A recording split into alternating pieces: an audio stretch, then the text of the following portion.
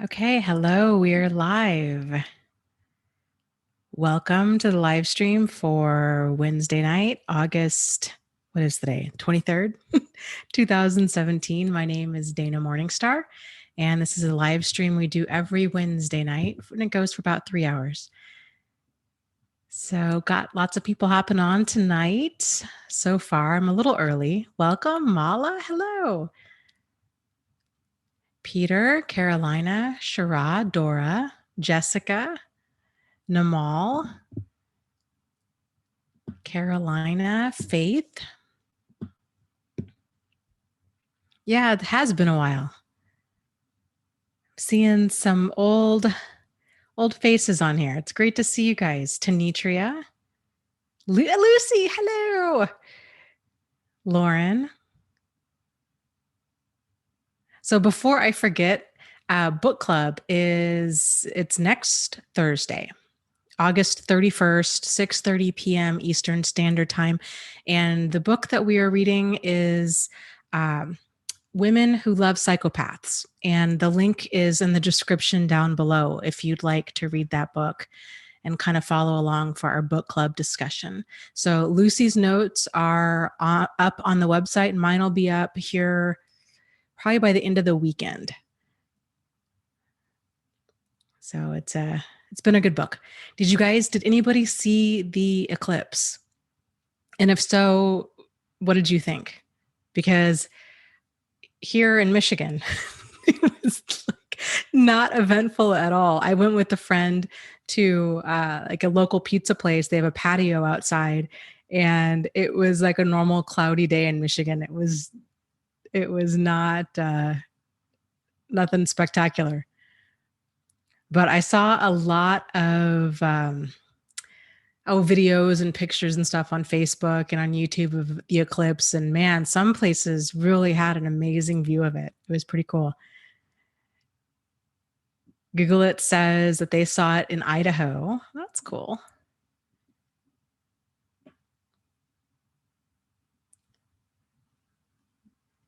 Well, Lucy, it's okay. I was wondering where you were, but I was hoping that you were just busy with stuff. I totally understand. Bright Blue says, I'm in Australia and no eclipse. Lauren is here. Eliana is here. Danielle is here. Bright Blue. Bonnie, Elise. Oh, how fun. Shara says, camped out in the rain, but overall fun to be with friends, even though my narc was grumpy and wouldn't talk to anyone. Yeah, camping, if you're a camper, camping is always fun. So I'm glad you had a good time with some friends. Shannon says, I filed a petition of divorce yesterday after 9 years of marriage, 2 kids. It's not making it easy. Yeah, I can imagine. Divorce is never easy. And especially when you've got a narcissistic partner involved, it can really be really intense. But if you haven't already read the book, Divorce Poison, I highly recommend it. Frankly, I think that's a good book for anybody to read that's going through a divorce, whether or not it's with a narcissistic partner. I think it's just a fantastic book. Things that a lot of parents don't even take into consideration. And it's a good heads up. So if you get a chance, check out that book. Highly recommend it.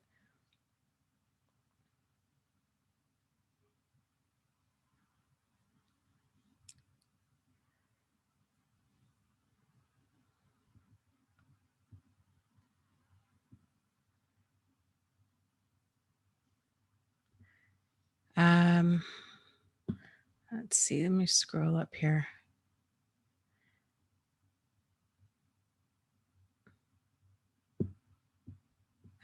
This mouse here.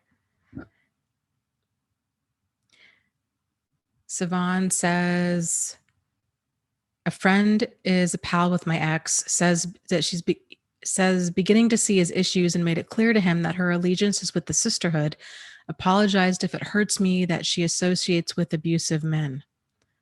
Thoughts? You know, it's really difficult to stay friends with people that are friends of an abusive ex.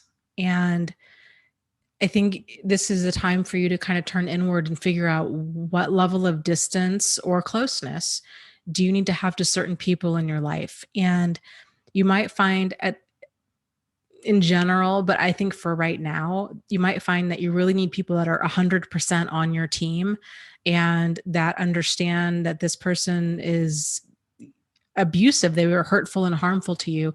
And I think really a true friend has a healthy understanding of like a healthy understanding of compassion and boundaries and like appropriate behavior. They would understand that and be 100% on your side. I know that that's not like common. A lot of people do think, oh, I just want, there's benefits to this person and to you, and I just want to stay neutral. And I think that's really, frankly, I think that's a disgusting attitude for people to have. I think it's really important that we do have a clear line in the sand for what's appropriate and what's not appropriate, and that people do pick sides. So I know that's not the most PC statement to say, but if a person's abusive, they're abusive. And, I think as a society, we need to put our foot down and say, this is not okay. And yeah, I am picking sides. But I think you kind of need to figure out, navigate that line as far as if she's still your friend, kind of to what extent, to what extent do you want her in your life, and what can you handle with that right now?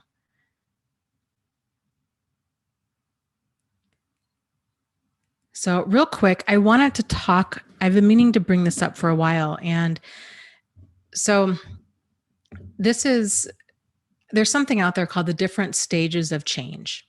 And because everybody tends to want to know, can this person change? Can this other person change? They have all of this problematic behavior. Can they change? And I think it's helpful to understand that there are stages of change. And we all go through this whenever we make a change. And there's 6 stages. There's pre-contemplation, contemplation, preparation, action, maintenance, and relapse. And so we all start out at that beginning stage, that pre-contemplative state, where we don't realize, like, we're not even beginning to think that we might have a problem. We're just kind of chugging along. Things seem fairly normal to us. There's not an issue. And generally, it takes quite a bit of pain for a person to realize that there's some sort of problem, to where they begin contemplating, like, hey, maybe this is a problem. Maybe this isn't working for me. And so then they move from pre-contemplative to contemplative, wondering, is this a problem? Then from contemplation, they move to preparation. And so preparation, if they get to contemplation of, okay, there is a problem. Preparation is then the next step of, okay, well, what do I need to do to prepare for this change? So then they kind of think about, okay, what resources do I need to gather? What kind of support system do I need? What needs to happen? Then the next stage is preparation, action. So then action is actually implementing the steps that the resources and tools they've gathered in that preparation stage. Then after action comes maintenance. So then now you're kind of maintaining this new change. And then after that comes relapse. So relapse is something that we all tend to go through. It's kind of the whole taking 2 steps forward, 1 step backwards. And so I think it's helpful to understand that there are these stages of change, and that true change is not a light switch flip.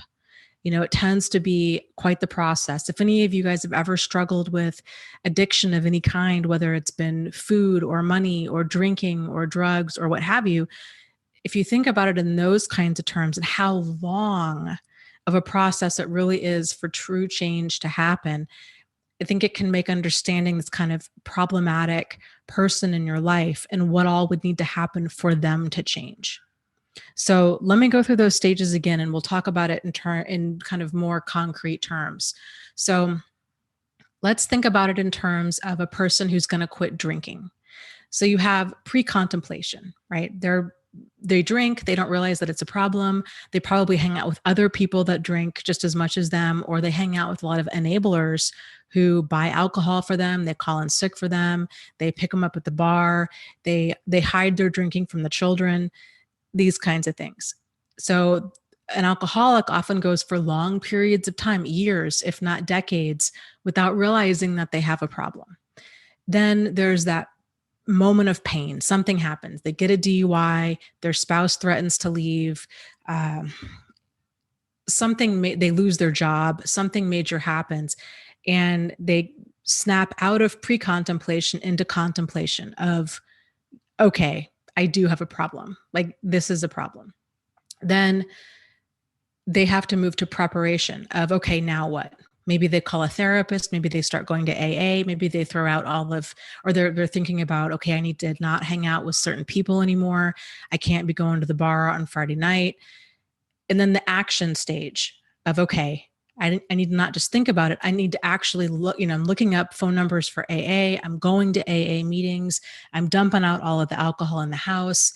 I am going to find something to do on a Friday night. I can't hang out with these same work buddies because they always go drinking. I'm really going to have to take some major action in order to quit drinking. And then, so after action, you have maintenance. So now they're kind of getting into this new way of living life sober. And they've switched from alcohol to maybe drinking water, going to the gym. They're learning to live life as a sober person. They're handling stress differently. They're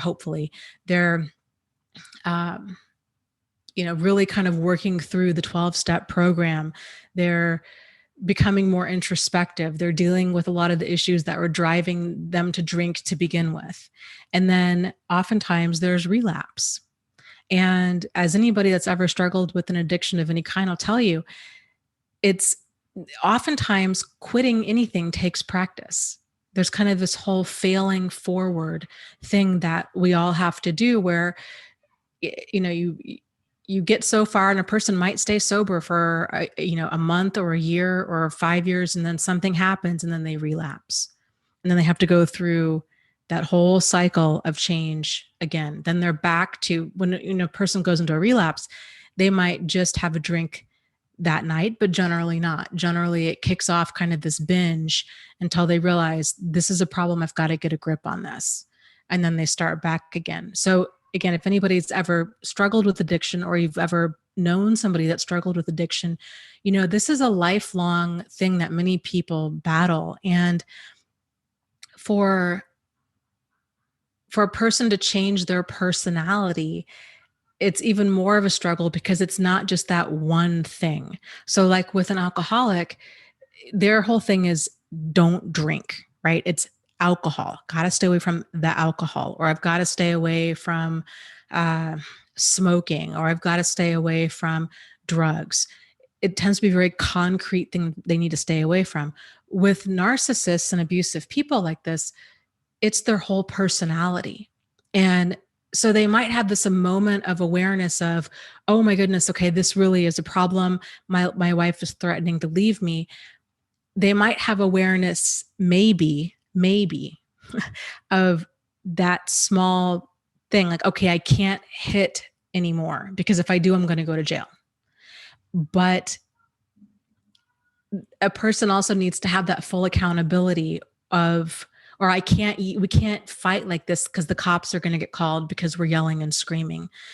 A person might have that awareness that this is a problem, but for a narcissist, it's never their fault. It's always somebody else's fault. And until a person, any one of us, are fully accountable for our behavior, there's not a chance that they're going to be actually motivated to change it, because what's to change, right? It's not their fault. It's everybody else's fault. And so I think if you can think about it in those terms, that's why narcissists struggle with changing. And it's why it's so hard to get through to them, because there's not that introspection. If a person walks around thinking it's everybody else's fault, then there's no self-reflection. And that's a really important part in change, because it's, awareness that there's a problem, and then acceptance of their part in that. So I hope that that helps, because a lot of people think, okay, I'm just, if we can just get into therapy, maybe they can change. But it's the same thing. It would be like dragging an alcoholic to an AA meeting or to rehab. Until they're ready to change, they're not going to change. You can drag them to therapy, you can do whatever you want, but if they don't think that they have a problem, they're going to think you're nuts. You're making too big of a deal out of this. I don't drink too much. You're making too big of a deal out of this. This is your fault. If you hadn't forgotten to buy ketchup at the store, I wouldn't have had to hit you, or I wouldn't have had to insult you or berate you. And they don't get it. Like, they don't understand that it's never okay to treat another person like that.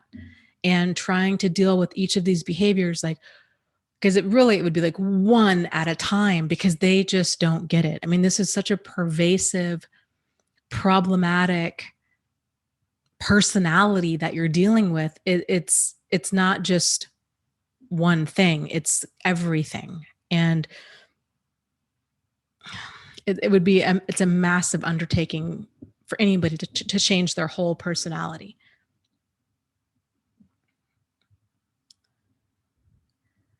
So, okay. I hope that kind of helped understand kind of how change happens, and how difficult it would be. Let's see.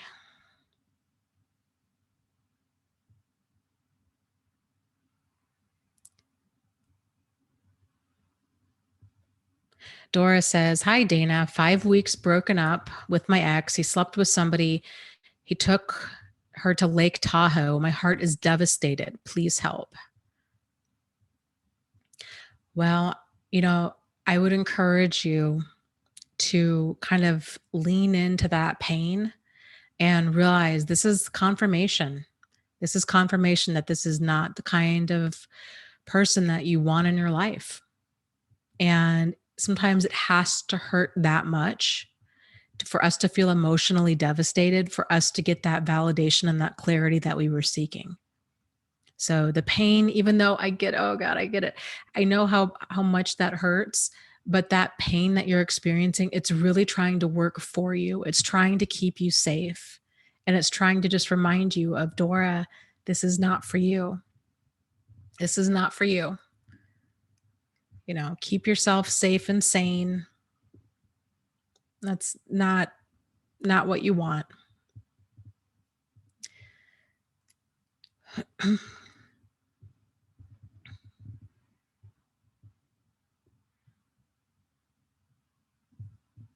Yeah, Missouri Cowboy says, "I tried for 60 years to get the addicts, narcs, psychopaths to understand how their actions hurt me. The awareness thingy. They were already aware of what they were doing, and they enjoyed the torment." Yeah.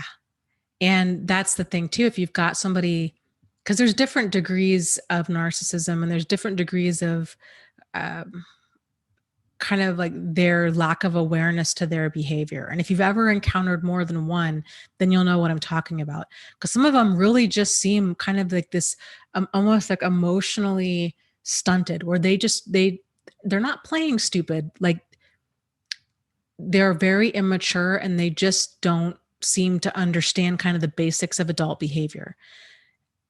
And then that's like the mild end of it. Then you've got the more advanced, deeper level of narcissism, where they know exactly what they know exactly what they're doing, and they enjoy the crazy making and the confusion and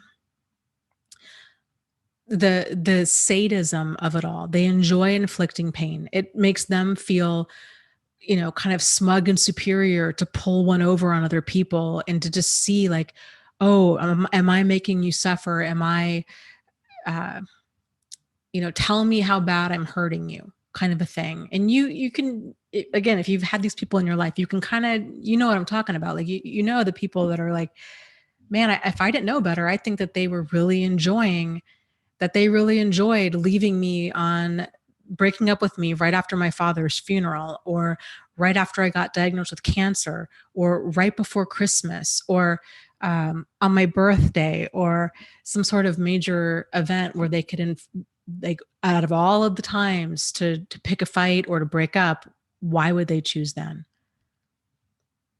But I will tell you, anywhere along that spectrum is still incredibly problematic. And, this is another thing people that goes back to that common question of can they change? If you've got a person whose behavior is so damaging and destructive to you in your life, where you feel ground down and, um, that you're developing PTSD from their behavior, it's really a good idea to get as much distance as you can between them and you. And if they're causing you this amount of pain, it's not worth it to try to stay to see if they're going to change, because the risk is not worth the reward. Because let's just say hypothetically they do change. Let's say it takes them, we'll say 10 months. 10 months or even 10 years to change. That's 10 months of being abused, and there's lifelong consequences to being in an abusive relationship. PTSD, anxiety, depression, pain, all kinds of issues. And I know that not everybody can leave. I fully get that. But if there is that option to leave, please realize that you matter, and that your safety and sanity matter. And if you're ever in a relationship where you have to sacrifice your safety or your sanity, there's a problem. So that's not within the realm of like normal relationship issues. Yeah, Little Miss says the best revenge is a well-lived life without them. Yeah, it really, really is. Faith and Peace asks, do all psychopaths have tendencies to kill? No. No, but when you're dealing with a person that has no moral compass and they have no empathy or remorse, if they get angry enough, they wouldn't have any issue with it. So that's where it can become problematic. And it's important that we're not kind of projecting our morals and values onto somebody, onto others in general, but especially onto a person that's consistently shown that they don't share the same morals and values as we do. So if we're thinking, well, they would never hurt me, I'm the mother of their child. That's like Lacey Peterson and Scott Peterson, right? Like, oh, he would never hurt me. But and what did he do? Like he killed his 9-month pregnant wife because he wanted to continue his double life and she was getting in the way. So that's the thing, is you never really know either if a person that has no conscience and they lack empathy for others and they truly don't care, like there is no emotional investment in people. People are like Kleenex to them. If they're not emotionally invested in it, it doesn't take a whole lot for them to it's this very immature child mind of, I don't want them, just get rid of them kind of a mentality. It's like they never evolved past that. It's like somehow, if you've ever been around certain kids at certain ages that don't like their siblings, they might say things like that. Like, I don't like my baby brother. He stinks. He's really loud. You take him back. Like, you would take him back to the hospital, or you need to just put him outside. I don't like him. I don't want him. And there's no empathy or remorse because children at that age haven't learned to they don't know what a baby is. They haven't learned to deeply connect yet. So, but with psychopaths, it's very much the same way. It's like, this person's in my way. They need to be out of my way by whatever means necessary. There's just no empathy, no remorse. It's a problem. But if you're with somebody and your concern is, could this person hurt me? Then, that's all. Be aware that that's not a normal question for us to be asking ourselves. So most people, when you're kind of, your gut instinct is going off like that, and you're wondering, I think I might be in danger. It's a good idea to just err on the side of caution and and not try to figure out, well, am I really in danger? I mean, they've never hit me before, and they don't have a criminal record. Here's the thing. I see a lot of people, they'll go online and they'll do these risk assessments for domestic violence. And they'll think, okay, well, according to this test, it says, if it's a 10 or a higher, then I'm really at risk. But I don't know, this person's like a 7. And so I guess that means I'm okay. And that is really dangerous thinking, because these risk assessments, frankly, I don't know. I honestly think they might do more harm than they do good for for targets of abusive people, because targets are not thinking clearly, and they've been so manipulated for so long. And so many of them really don't want to leave, that they're trying to normalize staying. And they can really do some pretty good mental gymnastics to convince themselves that this can still work. And if they don't score, sometimes it takes a person hearing, from the police or from somebody like me or somebody else saying, if you stay, they're going to hurt you. If you stay, they're going to kill you. Like, you need to get out of this situation. This is a problem. Because if a person's been especially in a physically abusive relationship for any length of time, or the person saying things that should register as scary, like, I'm going to kill you, nobody's going to find your body, I'm going to make you sorry, your kids will never grow up knowing you, these kinds of things, take that stuff seriously. These are the early warning signs. So it's one thing for a person to be upset and blow off steam. It's another thing to actually threaten your life. Threatening another person's life, trying to push them to suicide, threatening murder, none of that stuff was within the ballpark of normal.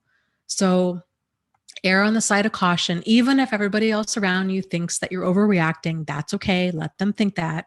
This is about you doing what you need to do to stay safe and sane, and taking action in a direction that keeps you the most safe and sane, whatever that might be.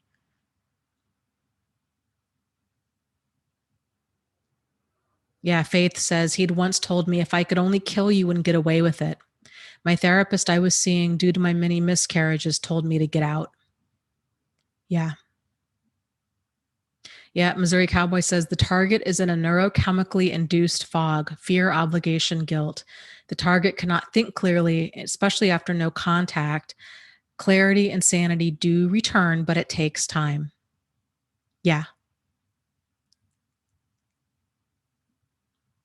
Yeah, Tanitria says, you really can't tell. They can switch at any time. My ex-husband acted like he didn't care. And I lost the comment here. My ex-husband acted like he didn't care. Then once I didn't care and saved up enough money, he found out and choked me and almost broke my finger. Yeah. My whole situation with Jack was, he was Prince Charming the whole time we were dating. Brought me coffee in bed, cooked every single meal. He was Mr. Wonderful. And I felt blessed. I felt blessed to have him in my life. And we lived this amazing life. And it wasn't until I just stumbled upon his double life, and then it was like pulling a string on a sweater and realizing everything had been a lie from the moment he said hello. And it had all been a con game. And he was after me for this money that he thought that I had. And he had posted on a dating site all about how he was looking for this perfect partner and he hadn't found her yet, but he still believed in true love. And I remember thinking, like, we lived together. How on earth, like, what was I just didn't compute. Like, what was the plan? And then it was still probably a few weeks after that. And I had been getting sick. And so then after, then I realized when I took care of my mom that I felt much better. And then I came back to that house and then I got sick again. And all the pieces began coming together. And that was when I realized, somebody had mentioned to me, I think he's either drugging or poisoning you. And it was, you know it when you hear the truth. And it was just like this wave of ice water washed over me. And I realized, I think that they were right. Yet there were no warning signs. If anything, it was the exact opposite. It was like this fairy tale relationship. And so the point being is you don't know.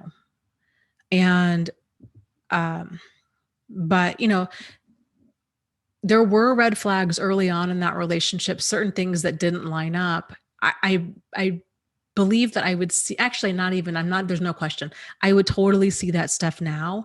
I didn't see that then. So, you know, I dated a guy in high school who was incredibly scary and violent and threatening and intimidating. And, uh, you know, and he would tell me things like if I'd broken up with him one time, and he had told me that if I didn't see him, that he was basically going to kill my brother.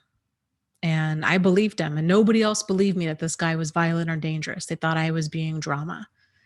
And I lived in fear for years, even years after we broke up. So it's one of those things that pay attention to your gut instinct. And other people might not validate you because they're not experiencing it. And it's really hard, I think, for other people to wrap their minds around that they could actually know somebody who would hurt another person like that, especially if that person's charming. Yeah, Lauren says anyone that acts too good to be true, that in itself is a warning sign to me. I find it scary now. Yeah, I agree. Yeah, Missouri Cowboy says one lesson learned: do not take out large life insurance policies. Yeah. I think um oh, what was somebody, oh, I just lost it.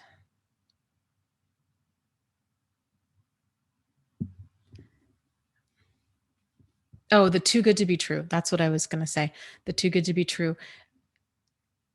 So a lot of people, I think, get to struggle with, well, then how do you know? Like, well, what if there really is this prince or princess charming? And how can you tell the difference between a charming sociopath and prince or princess charming?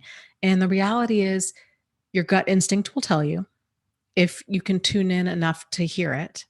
And time, because most emotional manipulators like to move fast. They're not known for playing the long game. Like, they don't have a lot of patience. They want what they want and they want it now. And if you can make sure that you're controlling the pace of the relationship and making sure that you're not at their beck and call all the time. So you're returning their text, and it's not game playing, it's you having your own life. So, where they're not training you and you're not being trained or allowing yourself to be trained to be at their beck and call, where they text you, they expect a text back immediately. They expect you to clear their schedule for them. They expect, they have an issue. If you have hobbies or friends, they want to spend every single waking moment with you. These kinds of things. If you can make sure that you have your own life, because I'll tell you, it's a lot easier to think clearly and to get rid of the wrong people in your life if you have a life. So this other person's, you're not looking towards them to be your everything. You've got your friends, you've got your hobbies, you've got kind of your social network and support system built up. And because it's easy to get caught up in this whirlwind romance. You're like, oh my goodness, this person seems so amazing and we have so much in common. And the beginning stages of any relationship, it's normal to want to spend a lot of time with that other person. That's very normal. But the mature side in us needs to kick in and say, yeah, I would just love to spend hours upon hours every single day Skyping or texting or talking to this person, but I need to slow things down so I can stay emotionally neutral and make sure that this person is the kind of person that I want in my life. Because it's really hard to make a healthy decision once we have that emotional investment in place.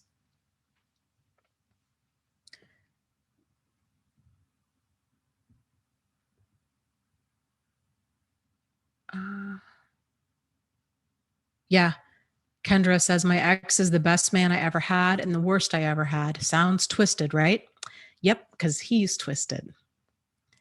That's very normal. I think if two ways to understand an abusive relationship is it's a confusing relationship and it's an intense relationship. And that intensity tends to come across as, man, the good times are really good, but the bad times are really bad. That's not normal. So normal relationships don't have that level of intensity and that level of they don't have mental anguish. They don't have emotional anguish. There is no ongoing confusion. Is it me? Is it him? Am I oversensitive? Is he a jerk? There's none of this back and forth. There's, a healthy relationship. Think about how you are when you're around like a dear friend. Odds are you feel safe and secure. You can be yourself. You can breathe. They're the person that you go to when you want to be vulnerable and you want to tell them about the highs and lows of your day. They're not the people that kind of extract information and then turn it around and use it against you. Or like in that book, The Respect Me Rules, they're not people that treat you with disdain or contempt or hostility. These are all major red flags, not within the realm of normal or workable. Yeah, Dora says 6.5 years with my narc. He wanted my time every minute of the day and night. I took it as flattery. Oh my God. Yeah, I felt the exact same way. It's like, oh my goodness, this person is so quick. It's to make me their whole world. It was like a fish jumping in the boat. I mean, they were just locked. They were locked on target, right? And I remember thinking too, I must have really low self-esteem because I just don't understand how somebody could just be so all in and be so certain that I'm the one and that I'm this amazing person and be so ready, willing, and able to be like, I love you. I want to marry you. I want to have a life with you, and just destroy their whole life and make me the center of it. And then to add to the confusion of that, when both of those relationships ended, I kept wondering, well, then maybe that makes me the narcissist, because I feel like maybe I really, I feel like I fell for them because they fell so hard for me. And so then there was all of this confusion of, well, what does that say about me? Does that mean that I'm a narcissist because they were so loving and attentive and I just soaked all that up? Like, what does that mean? And it took me many years to realize that it's that many codependent people or empaths or kind of people that are low in those emotional needs buckets, all of that intensity and that false flattery and that charm and the love bombing, it's filling that bucket that we've had that's been low for probably for quite a while, and we never realized it. And so that's why we're drinking it up and we're misreading well, that's part of the reason. And then we're misreading all of these signs. We're misreading that intensity as sincerity and that love bombing for love and that like that what we would call concern for control. We're confusing all of these concepts, and plus the stuff is not taught. And once a person is made aware that this is how problematic people of the world operate, they are out there, and it's important that you understand this, and it's important that you understand healthy boundaries and how problematic behavior feels, and getting more in tune with yourself and your emotions, and getting a solid grip on deal breakers and all of that. Then things begin to change. But again, society tends to teach us a lot of the exact opposite messages. We're both of us, men and women, from the time we're small children, men are taught to rescue the damsel in distress, and women are taught to kind of be the damsel in distress or to look for Prince Charming. And that romantic comedies, it's all about love bombing and this whirlwind, and people are sleeping together at the first date, and that kind of any problem can be fixed as long as there's love. And all of these toxic messages about, love and relationships, commitment and forgiveness and all of this stuff. It just screws people up so much. And unfortunately, it takes us getting into a relationship like this to realize, to bring a lot of this to our attention, because this is normal. This stuff is normal for society. This is why, one of the reasons too, I tell people, I encourage them, don't go for what's normal, go for what's healthy, because what's normal is just different shades of dysfunction. So that's why too, it can be problematic to turn to other people and say, this is what I'm experiencing. It's confusing, and I'm not sure if it's me or if it's him. If you're talking to another normal person, they might say, oh, there's no problem in that. And really, to a person who's more aware and awake to what manipulative, abusive behavior is, they'll see it in an instant and be like, nope, that's hoovering, that's love bombing, that's false flattery, that's a bunch of BS. Like, they can see it, whereas to a normal person, they don't see it. And then they'll think you're overreacting. They're kind of inadvertently gaslighting you, telling you that, oh, you don't want to miss, like, you don't want to miss out on the perfect partner, and not everybody's, no one's perfect. And so you kind of have to make allowances for these things. And oh, this intensity and this love bombing is just so romantic. You're so lucky.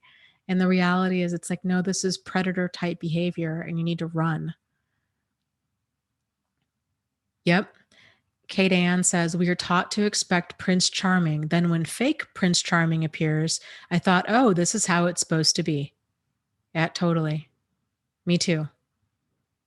And I've talked about this before. The book or the movie, How Stella Got Her Groove Back, was, oh man, it's just so crazy to think that, to think about that. I used to love that movie, and I used to think that it was a romantic movie. It's a love story, and it's based on the true story of the author. If you go back and watch that movie now through your new understanding of what problematic behavior looks like, you'll see the love bombing, the mirroring, the rushing of intimacy, the running really hot and cold, how quickly he's just all in on Stella right away. All of the confusion she's experiencing, the introspection. Is it me? Is it him? The confusion her family has. This seems too good to be true. This is really weird. How charming he was, how he won over everybody. And then after you watch that movie, then go watch the series on Oprah. They were on Oprah 2 times a couple years later. And then the reality after that was very different. And when I was going through my relationship with Jack, I kept thinking, boy, I really want to write a book about this. We had this amazing life. We lived off the grid in the middle of nowhere, and, in this really amazing house, and everything just seemed so, he was Prince Charming, and I had this amazing life, and thinking this would really make a good book. And then it's so weird. And thinking at the time, boy, this is so along the lines of like How Stella Got Her Groove Back, but in a kind of like this funky hippie kind of way. And then fast forward, like, little did I know how close it really was to the real truth behind the story, not the fairy tale, but the truth behind the fairy tale. And that is pretty wild. So yeah, Kendra says, people have no idea how charming these nuts really are. It's not a normal charm. Their charm is like a special talent. Yes. Lisa asks, which movie? It's called How Stella Got Her Groove Back. And it's a movie, I want to say it's from like the mid 90s. It's with Angela Bassett and Ty Diggs. And it's a great movie. Great cast. Also pay attention to the dynamic she has with her ex-husband. Let's just talk about that really quick. I think that's how a lot of us tend to get here too. So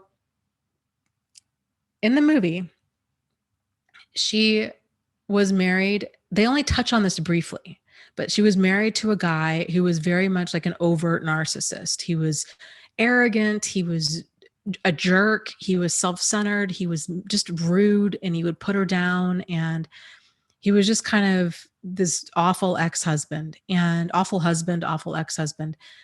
And so she was kind of in this state of feeling very lonely and unloved and vulnerable. She was fresh out of this divorce, and she was pouring all of her time into her work. So didn't have that support system in place of spending time with friends, spending time with hobbies, building a life she loved. She was in this holding pattern of spending all of this time at work. And she ends up going to Jamaica and meeting this guy, sweet Winston, who sweeps her off her feet. And he's incredibly good looking. He's charming. He's the total package. And he's also the exact opposite of what her ex-husband was. And so she was really primed to be a target for him because of everything she'd gone through with her ex. Any normal, reasonable person would be like, you know what, that person, this overt narcissist, this arrogant, self-centered, obnoxious jerk, I don't want this or anything like this in my life. And so what do most of us would do would be to go to the polar opposite of that. But the polar opposite of that is still would be a covert narcissist, which, charming, vulnerable, seemingly very sincere, saying all the right things. And so, here's Winston just schmoozing her and the charm and the intensity and the, oh, Stella, it's all about you and I love you. And why can't you just accept that? Why can't you be loved? And he was so supportive. And, and the reality is he saw her coming. She was this very wealthy American tourist in another country. And she even says in the movie, because her family's like, girl, he knows that you've got money. And she's like, no, he doesn't. But yeah, he does. I mean, if a person's got money, you can tell. The clothes they wear, their hair, their nails, they carry themselves differently, what they order, where they stay, the hotel that they stay in. I mean, all of these things are probably going to be very different if a person has money. So he saw her coming a mile away. So Peter says, have you seen Get Out? I have. I just saw that the other day and I really liked it. I thought it was a very interesting take, kind of social satire / horror. I love Kay and Peele. I think those guys are hilarious. And it was really great to see. I think it was Jordan Peele, right, who did that Get Out, to see his range. Because I'd only ever seen anything by him that was comedy. And I think I thought it was a great movie. Fairs says, I think there's a difference between breaking up with a normal person compared to a narcissistic one. Yes. A normal person will, they're going to respect your boundaries. They are going to be hurt.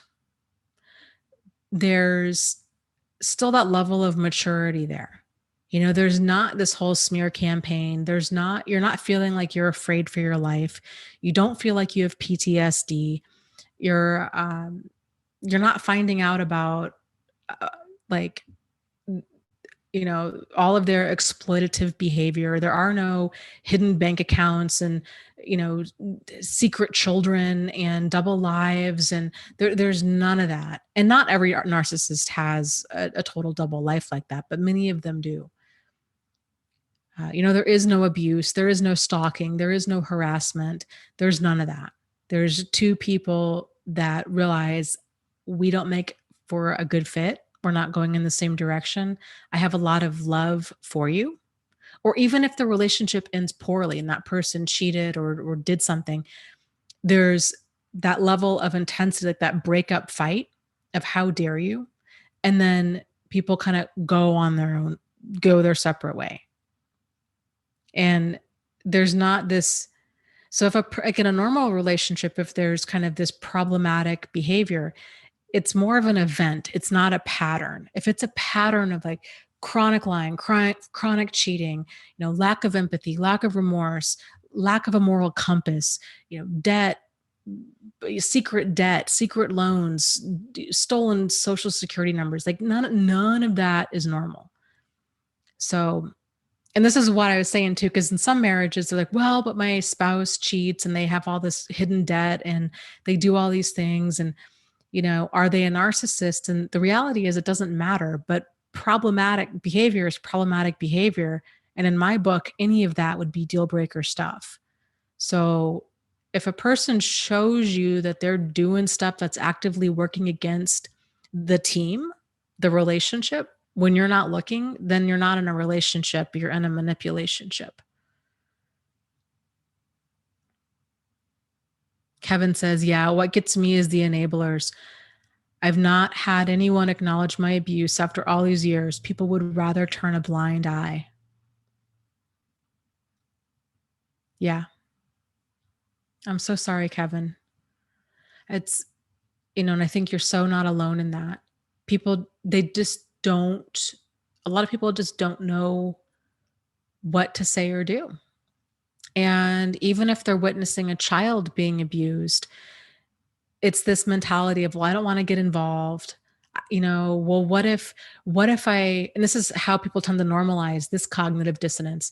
Well, what if I get involved and they get taken away into a foster home and then things are even worse? So I don't want to be responsible for that. So I guess I'll just do nothing. Or, or they might tell themselves, well, it could always be worse. What I went through as a child, my mom beat me with a belt. So I guess, that's worse than what they're going through. So I guess in that case, this child's okay. People justify and normalize stuff in all different kinds of ways. And it's sick and it's sad.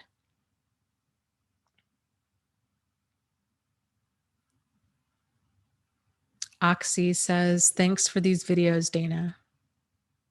Well, you're welcome. I'm glad that they're helpful. Okay. Anonymy asks, what about relationships with narcissists and they break up without explanation and you're the one doing the hoovering and asking for support? Okay, great point. This is very common. And so what tends to happen is if they can create that soulmate kind of connection, this level of intensity, where people are like, especially if things are still really good. And then out of the clear blue, they're either totally gone or it's like they turned off that spigot of attention. And then the target is like, what did I do wrong? What do I do to get this? We seem to have this amazing relationship and they were so loving and so attentive. And how can I get that back? What do I need to do to get that back? And so then they start turning themselves into this emotional pretzel, kind of walking on eggshells, trying to be a good partner so they can have what this fairy tale kind of relationship back. And that leads to this level of kind of this needy, unhinged craziness where they're texting their ex, they're calling them, there's kind of this franticness about trying to get them back and begging, pleading, I'll do anything to make it work. I love you so much. I don't know what I did, but I want to make it better. Give me another chance. Give us another chance. Not realizing that this is all a game and it's been a game since day one, since they said hello. So what do you do if that's you? You see it for what it is. And I think the best way to do that is to get into a support group. Even if you don't post in there, start reading posts that are in there. You're going to be hearing from a lot of people who are sharing their experiences. And the more that you read, the more you're going to see reflected back at you a lot of your own experiences. And that'll help wake you up. And somebody had asked too, I'm being hoovered right now. How do you stay no contact? It really helps. I encourage people to write down that list of for when you miss him or her, write it in bullet point format of all of the things that they've done, all of the lies, all of the cheating, all of the abuse, all of the neglect, all of it. And when they do reopen contact, get out your list and read it to yourself, and it'll help to remind you of why you're staying no contact. It's really powerful because that cognitive dissonance, that confusion sets in like a fog. And then very quickly, it's that nostalgia of, well, maybe this could work. Maybe they aren't a narcissist. Maybe things aren't so bad. Maybe if I can just, I'll just avoid certain topics. So I'll go back and it'll be okay because I'll just avoid talking about certain topics, and I'll just learn to walk on eggshells better. And then I guess I'll, I can just take an antidepressant and an anti-anxiety medication, and I can make this work. And it doesn't work.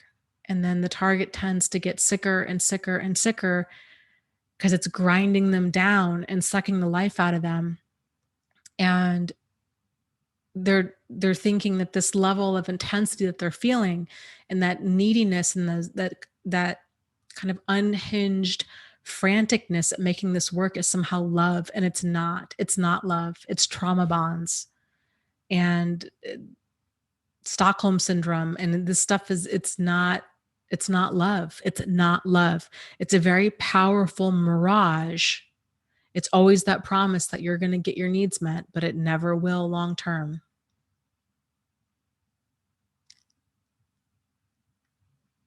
Modern traditional says, Dana, can a crack cocaine addict's behavior be similar to a narcissist or a cluster B personality disorder?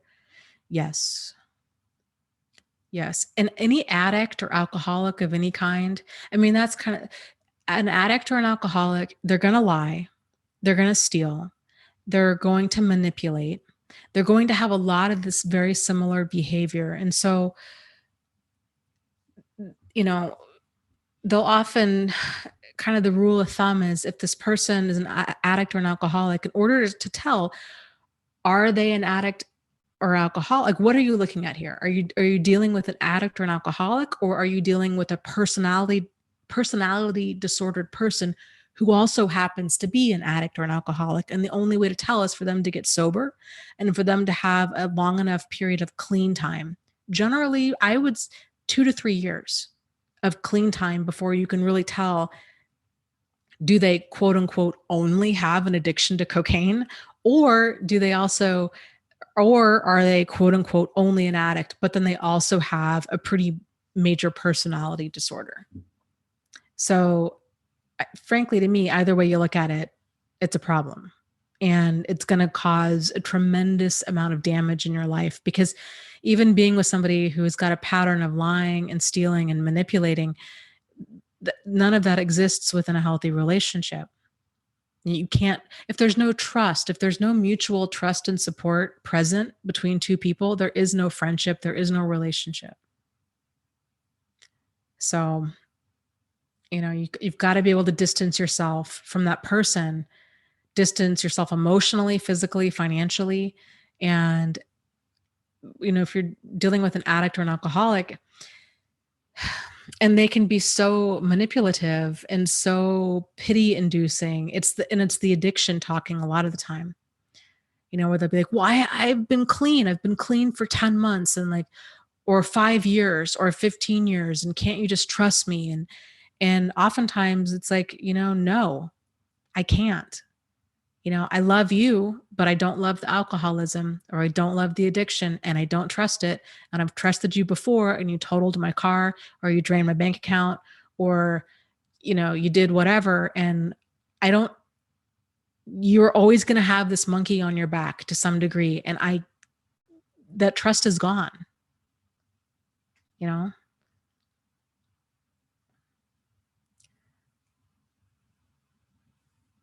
And here's the thing too, yeah. And Maria says, any addict has a lot of issues to uncover and unravel. They have a lot to work on and many years before they figure themselves out. And I think I'd have to look this up, but I want to say that the divorce rate is actually higher for addicts and alcoholics once they actually get sober. And in a way, it doesn't surprise me, because you've got the partner of an addict or an alcoholic who has stayed out of guilt, obligation, pity, fear, fear of like, if I leave, they're going to drink themselves to death, or fear of, I can't survive without them. I need to stay married to them, or, what have you. But then the whole time they're being dragged through hell. And so then now when this person does sober up, they find sobriety and they're like, man, and especially if they're like all gung ho about it, they're like, I've got this new life, and they're so excited. And that's awesome. But the other person is probably has PTSD and is incredibly bitter and resentful. And it's like, you know what? I took care of you for 25 years and you've driven us into bankruptcy. We've had to refinance the house. We're up to our eyeballs in debt. I've been your parent for, I should be your spouse, but I've been your parent for 25 years. And I'm so angry at you, but I couldn't be angry at you before because you were an addict or an alcoholic. And now that you're sober, like, there's that need of like, I want you to see the damage you've done and I want you to make things right, which, and nobody, I mean, there's no way that they can go back and undo 25 years. I see this a lot when I watch those shows like Hoarders, and people that have spent like their whole family's savings, their children's college fund on junk, right? And their whole house is filled with junk, and the house is going to be dozed, and the children and the partner is just, if you look at them, it's destroyed the family. And these people are so angry at the hoarder or at the compulsive shopper, but they don't even know, like, they've been trying so hard to do kind of damage control or to deal with living with a person like this, that they've had to kind of put their anger on the back burner. And it's the same thing with having a partner or somebody in your life that's abusive. If they were, which the odds of them are not high at all. I think it's, less than 3% of them actually ever change. But even then, I would wonder, what metric are they going based off of? Like, how are they defining change? Is change defined that they're no longer going to court for abuse? Because to me, that's not change. That's, they've learned to tone it down enough to where they don't get caught. But regardless, with abusers, the person on the receiving end of that, you're going to have PTSD and anger and resentment, all of those issues. And so even if they do change, it's going to be, it's not like everything's going to be fine, I guess is what I'm saying. Yep. Maria says, my dad died an alcoholic. I don't really care. He was a narcissist underneath it all. What fill in the blank he was abusive. It was an unworkable relationship and I chose to save myself. Yeah. And unfortunately, that's what many people have to do. And it's doing the right thing. It really is. Even though other people might say, oh, but he's your father and you should make amends and you should reopen contact. And, he's not getting any younger, and all of this guilt and this pressure from outside people. But the reality is, I would love to see it as a society if we encourage and promote healthy boundaries and give people like you a high five and a hug and just say, that takes a lot of guts to be able to walk away and to be able to save yourself, especially if there's not a lot of other people around you that see that as the act of self-care that it really is. Because we can't save other people. And if they're drowning and we jump in and then we drown too, then you've got two victims in the water, not one. And we can't, it's hard. It's hard to walk away from a drowning person, but it's unfortunate, but we can't save other people. It doesn't work that way.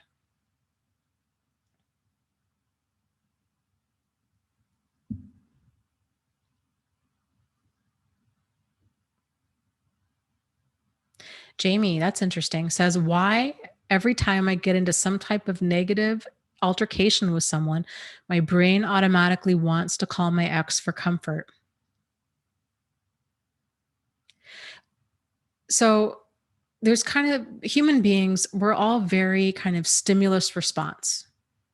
We think we're very complex, and in many ways that we are, but in many ways we're not. And so if you've linked up in your mind kind of this, if you're kind of getting this like dopamine hit, this pleasure of hearing from this person, then that would make sense. If you encounter something problematic that you want to call this person, that's going to make it feel better. But it's like that addict taking a hit, or that first drink, or that first donut, or whatever it is.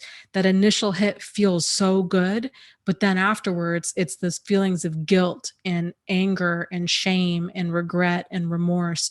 And it can take time to kind of repattern or rewire our brain and realize it's going to make me feel good in the instant. It's going to be like that little hit of heroin, or that, you know, uh, that first drink, but it's a slippery slope and it's not going to make me feel good in the long term. So if you can kind of overwrite that pattern and replace it with something that will actually make you feel good in the long term, that's how you go about breaking that pattern.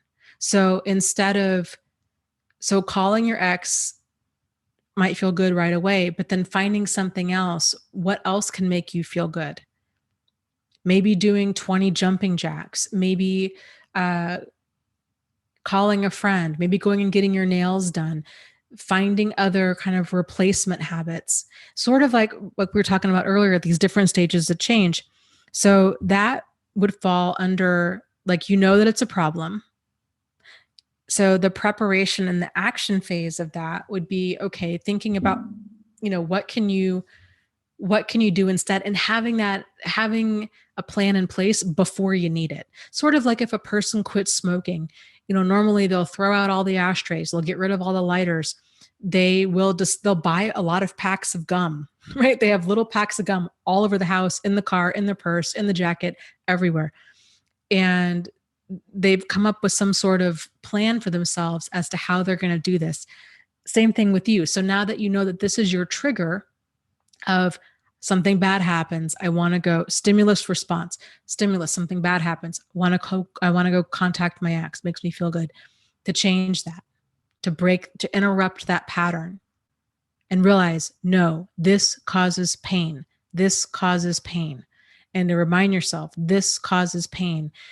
And then to really build up how good your new habit feels.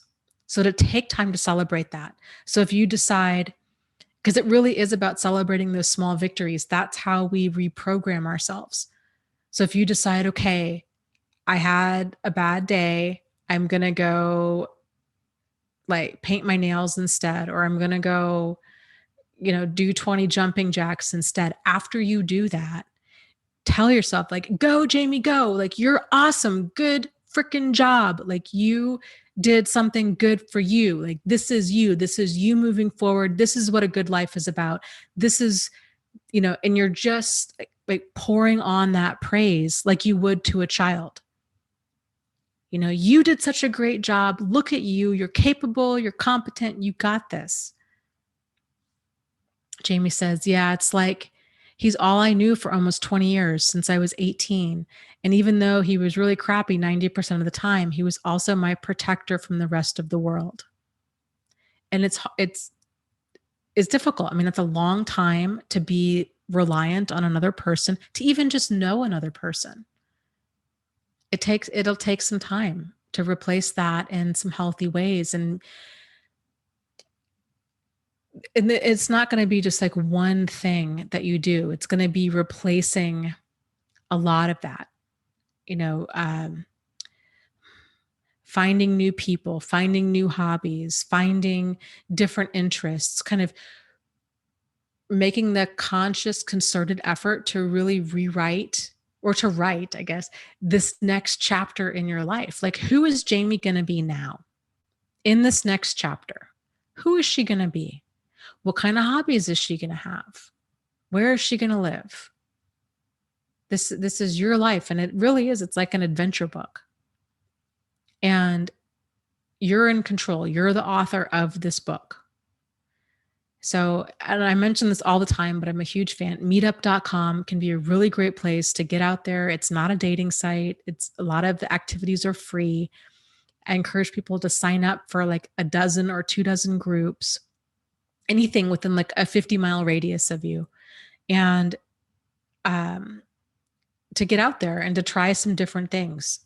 It can really, really help. It doesn't take a whole lot to sometimes to kind of just get some sort of semblance of a social support system in place. And so when those moments do happen, you get a flat tire, your boss yells at you, um, your child gets sick, these kinds of things that you're not so you have options that you're not going to just be willing to run back to contact him, that you're going to have other avenues for support and all that.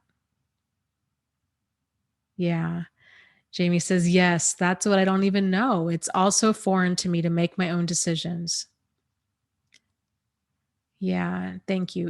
Honey, you're so welcome. And you can do it. I mean, you can do it.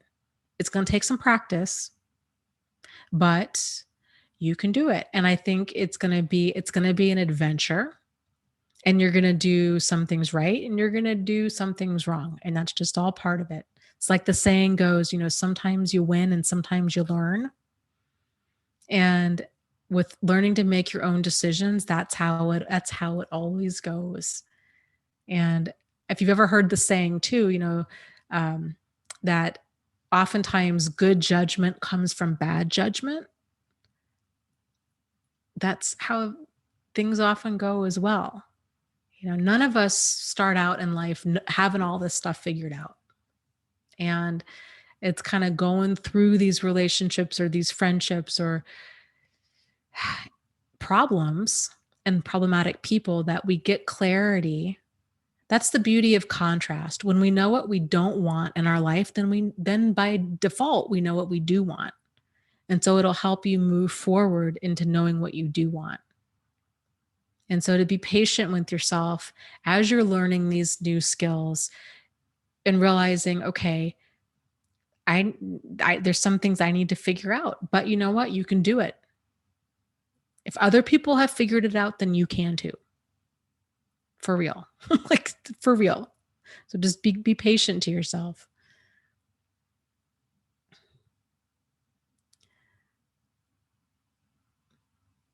Yeah, narcissistic free and happy says, I always want to shout out to my friends when they are involved in crappy, bad, or toxic and unhealthy relationships. I see all this so clearly now. Yes, I hear you. It's hard. It feels kind of almost like this a curse of knowledge, right? That we have x-ray vision and can see all this so crystal clear and other people don't. And especially for people that you love, you're like, oh, I don't want to see you guys suffer. Like, I wish that you would just believe me. I struggle with it too. I have two friends of mine that have both been married to sociopaths. And, um, when I first started talking about all this and my blog and my YouTube videos, I think they never said anything to me directly about it, but it was definitely this attitude of, kind of, oh, get over it, or, oh, not everybody's a sociopath, kind of this attitude that they had. And even when we would talk about their ex-husbands, there was still this big hesitation of, well, I don't know if I'd really call him a sociopath. And, there was, I don't really want to, it's like, you don't have to call him anything you don't want to call him, but a person having sociopathic traits is a problem enough. So, whatever name. But yeah, it's really frustrating. And I have found that I really do have to kind of watch the words that I use when I'm around certain people, and kind of like mirror back to them the terminology that they're using. This was something that I learned at the domestic violence shelter that I thought was so interesting. And I didn't get it for like the longest time. But we would have women come in, and we had this, and it was, oh God, it was awful. Like, and I just feel so bad that we even did this. And I hope that they've stopped doing this, but we had this whole kind of intake questionnaire that we had to ask. And it was incredibly re-victimizing. And anyways, so we had this whole questionnaire we had to ask, and um, we would use terminology like abuser. You know, did your abuser, yell at you, call you names, these kinds of things? Well, for a lot of people, even using that terminology of abuser feels too harsh. And they're like, well, I don't know if I'd really say that he's like an abuser. He only hits me a couple times a year. Or, yeah, I mean, we got in a fight. I mean, I shoved him and, you know, I thought he was cheating. I looked at his phone. He tried to grab it away from me. I shoved him. He beat the crap out of me and now I'm here, kind of thing. Like, so I don't really know if it's 100% his fault. And so there was a lot of this resistance to using words like, abuser, victim, target, these kinds of things. And so when trying to bring awareness to other people about this topic, I've found it can be really helpful to kind of plant the seed of, an abusive relationship. It's a confusing relationship and it's an intense relationship. And an abusive person isn't 100% bad 100% of the time. Like, they can be very charming and likable, and then kind of see how they react to that terminology. Or if they're using the word narcissist or sociopath, then I'll use the word narcissist or sociopath. So we're talking the same language. And because it's important, because if you're switching language up, or if they're not like like I was saying, the example with my friends, if I'm using certain terminology and they're like, well, I don't know if I'd say he's a sociopath. It's like, okay, let's just, sociopathic. How about that? Sociopathic or problematic. That's why I use the word problematic a lot, is because it doesn't make their defenses go up as much. So yeah, so that can be a big key in kind of getting through to somebody that's in an abusive relationship, is planting some seeds that this is indeed a problem, like validating them, and then kind of backing up, and then, reflecting back to them. If they're saying, oh, he's a jerk. Okay. Yeah. That must be really painful and frustrating that he's a jerk, or she did this, this kind of stuff to me and she tricked me into getting pregnant, or she, kind of did X, Y, and Z, and then just trying to kind of match where they're at. Uh, Toxic, Jamie. That's a good word. Yeah, toxic. Shara says, Dana, what are some of the other questions they ask at the shelter? Well, okay, so keep in mind that that was just one shelter, and this was a long time ago. And I don't know if all shelters do an intake questionnaire, and if so, if they ask the same types of questions or how they do things. So, um, and the reality is too, is if you were to go to a shelter and they were to ask questions that you're not okay answering, you can say, I'm not okay answering that.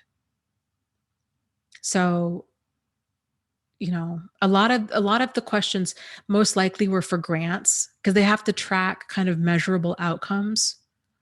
How many times they track all different kinds of data for grants, and a lot of shelters run off of grants. But a lot of them were deeply personal questions, and um, you know the intention wasn't to re-victimize anybody, but I think that was what oftentimes ended up happening.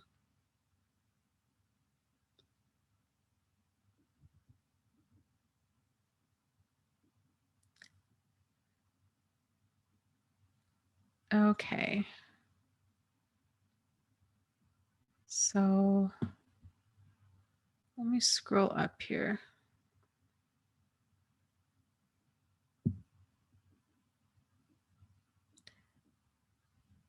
Dawn says polyamory seems to be giving narcissists a good opportunity to systematically find easy prey for their games. My ex practiced polyamory, but she had not told me about it. Can you touch upon this, Dana? Well, kind of that whole hypersexuality and kind of alternative sexual practices, I'll say, tends to be very run very heavy with narcissists and sociopaths. And I think kind of the reason behind that is those personality types tend to get bored very quickly, and they tend to be very thrill seeking and very kind of instant gratification.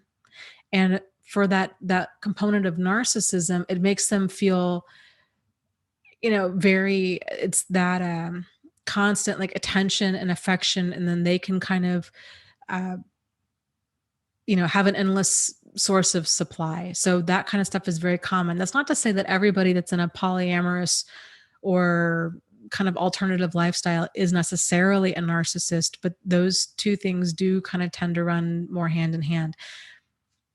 At the end of the day, if a person's in an alternative lifestyle, no matter what it is, even polyamory, it's the foundation is still the same. It's an open, honest, sincere, solutions oriented communication. There's that foundation of mutual trust and support. There's, um, I would imagine an agreement if a person's in a polyamorous relationship that they're talking to their other partners about what's going on, and that they would have some sort of understanding about how they're managing that. If they're not doing that, then it's cheating. Sort of like, oh, what was that show with Sister Wives? And the guy had, I forget how many wives, a handful of wives and all these children. And I think a few of them ended up divorcing him because he was cheating on them. So, this like, it's just there's no end to it. And I've seen a lot of people get involved in kind of alternative lifestyles like this, polyamory, or kind of this sister wife dynamic, or S&M, in an attempt to kind of normalize what they're experiencing, thinking like, well, okay, maybe I'll be more open to this, and I'll just kind of get involved in this type of a relationship, and we'll just make it work. And they start doing these mental gymnastics to kind of normalize this to themselves, when that's not what they want and that's not what they're okay with, but they don't want the relationship to end. And so if a person doesn't want something to end, then they've by default have got to be okay with what it is. And that's a great way to justify, or try to justify, what it is. But it's not going to work in the long term. So,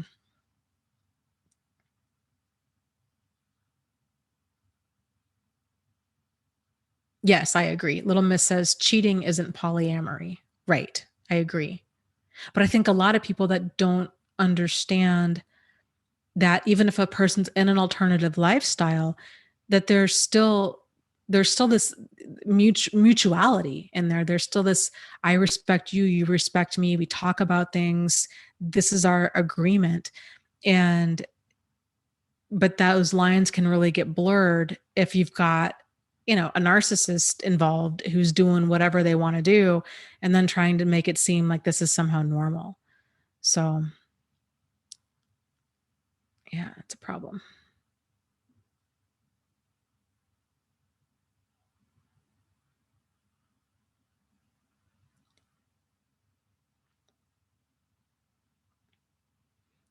Okay, let me. Oh, I like that. Missouri Cowboy. Let me scroll up so I don't lose this comment. This computer. He says, yes, safe. A safe relationship equals no secrets, no abuse, feelings and emotions expressed. I like that.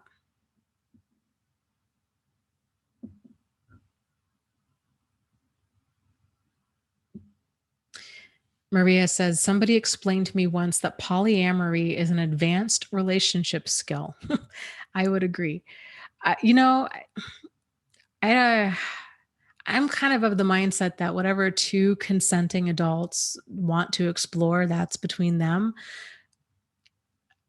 So I would agree with that. I think, but same thing with any type of like BDSM type relationship, you know, people have to be really healthy in order to act that messed up.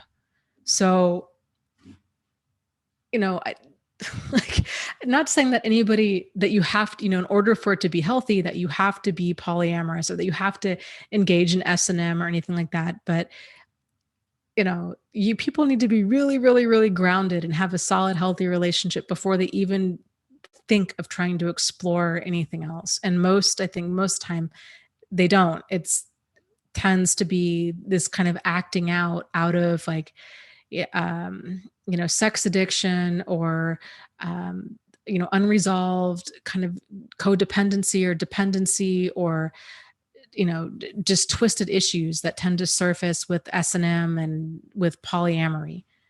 But in order for it to be healthy, yeah, needs in order for anything to be healthy, it has to start with a healthy relationship. I mean, that's the foundation of it all.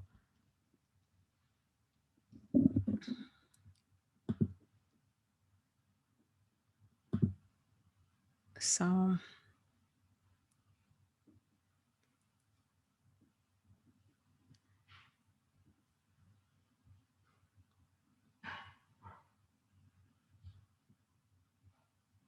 yeah, Little Miss says you should be grounded before getting into any relationship. Yeah, I would agree. Oh, hello, Doug. Out of the blue. Thank you. Says Dana, thank you for your streams. I am healed, but lonely, bitter, and a little ashamed because my problems presently are small compared to the pain I used to feel and the suffering people here are feeling. Love and light to you all. You can heal. Well, thank you for the donation. And, Doug, it's not, I can understand how you might feel like that or how even other people might feel like that. And please know that it's not a competition or it's not a thing where, okay, I have no right to be hurt because I'm in pain, but this person's in so much more pain. Like your feelings are still very valid, and everybody goes through stuff, and if it's a big deal to you, then it's a big deal, you know, and you matter, and your feelings matter. So, but I always love seeing you. If that makes any difference, I get the biggest kick out of your little person with that little, is it a cape? I don't even know what that is. It's so cute.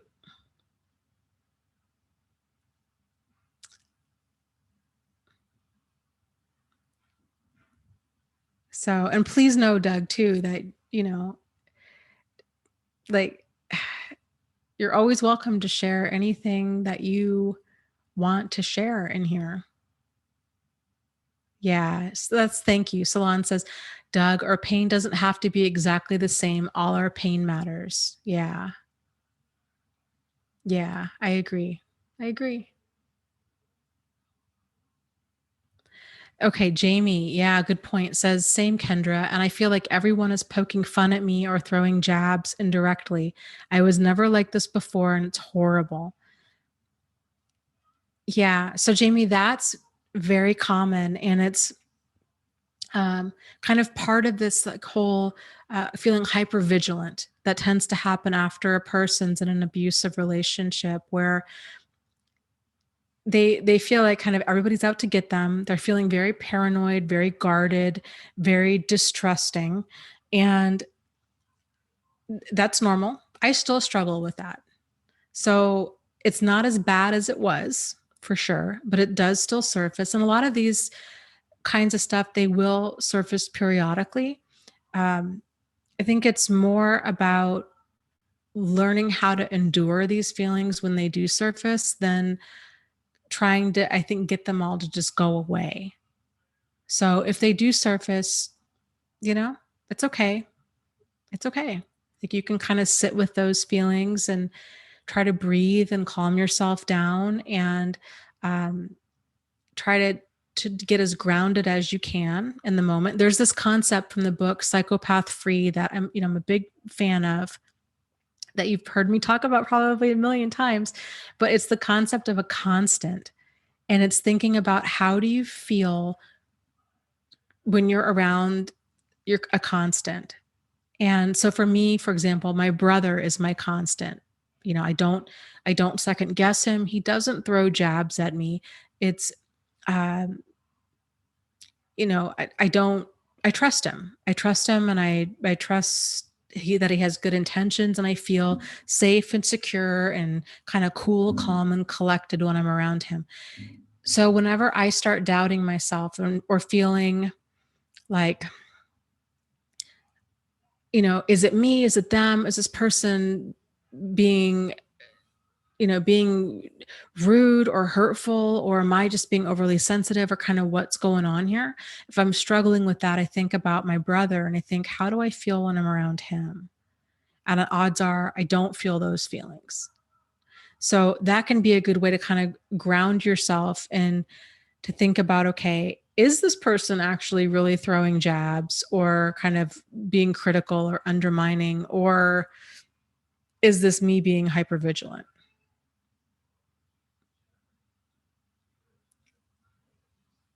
And Sharon from Scotland. Oh my goodness. Hello, welcome.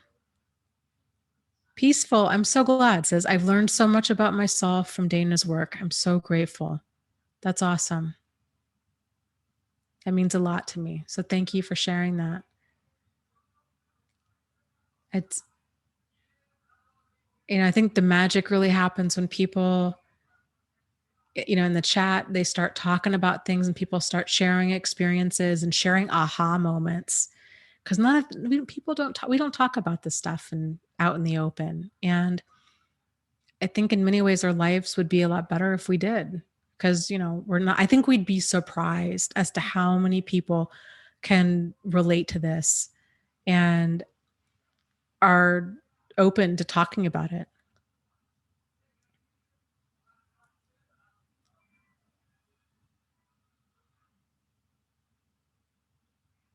Yeah. Okay. Hold on. Let me.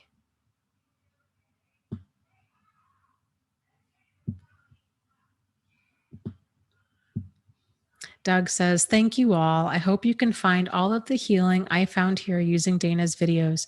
I just don't want to discount anyone else's suffering, but I was there and I know. So I try to be quiet. Well, Doug, you always bring so much just support, like light and love and support here. And, I just like, I just want you to know that your suffering, your feelings matter. And so please, if you want to participate in the chat, or, what have you, like, we would love to have you, and we would love for you to be a part of the conversation. And it's okay. It's okay for you to share what's going on with you. And, um, everybody's at their different stages of healing and understanding. And there's no right or wrong. It's just where people are, you know?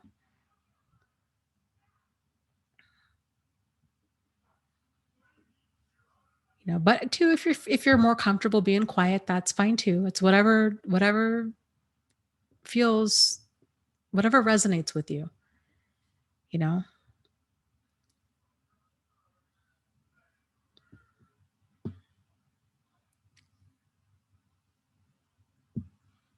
But you don't need to walk on eggshells here.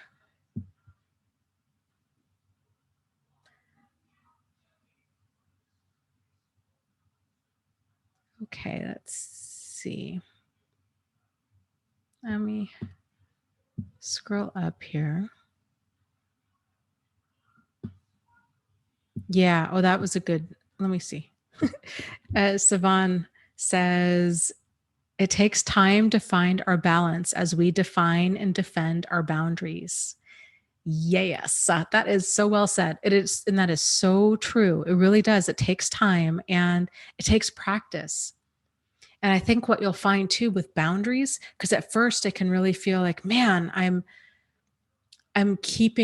spending all of this time and energy keeping all of the wrong stuff out. And it can feel like living life in a state of resistance. But I think if we can kind of expand how we think about this or flip how we think about this and realize our boundaries are an expression of us. And it's not about being something other than we are or being somehow less than we are. It's about being more of who we are.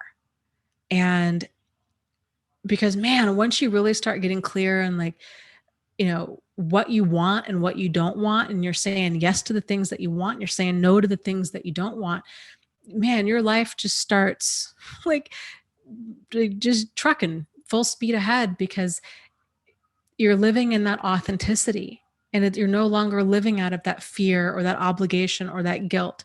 You're doing things because you're doing them out of sincerity and enthusiasm and enjoyment. And it's really powerful stuff to live your truth like that. So, okay, let's see.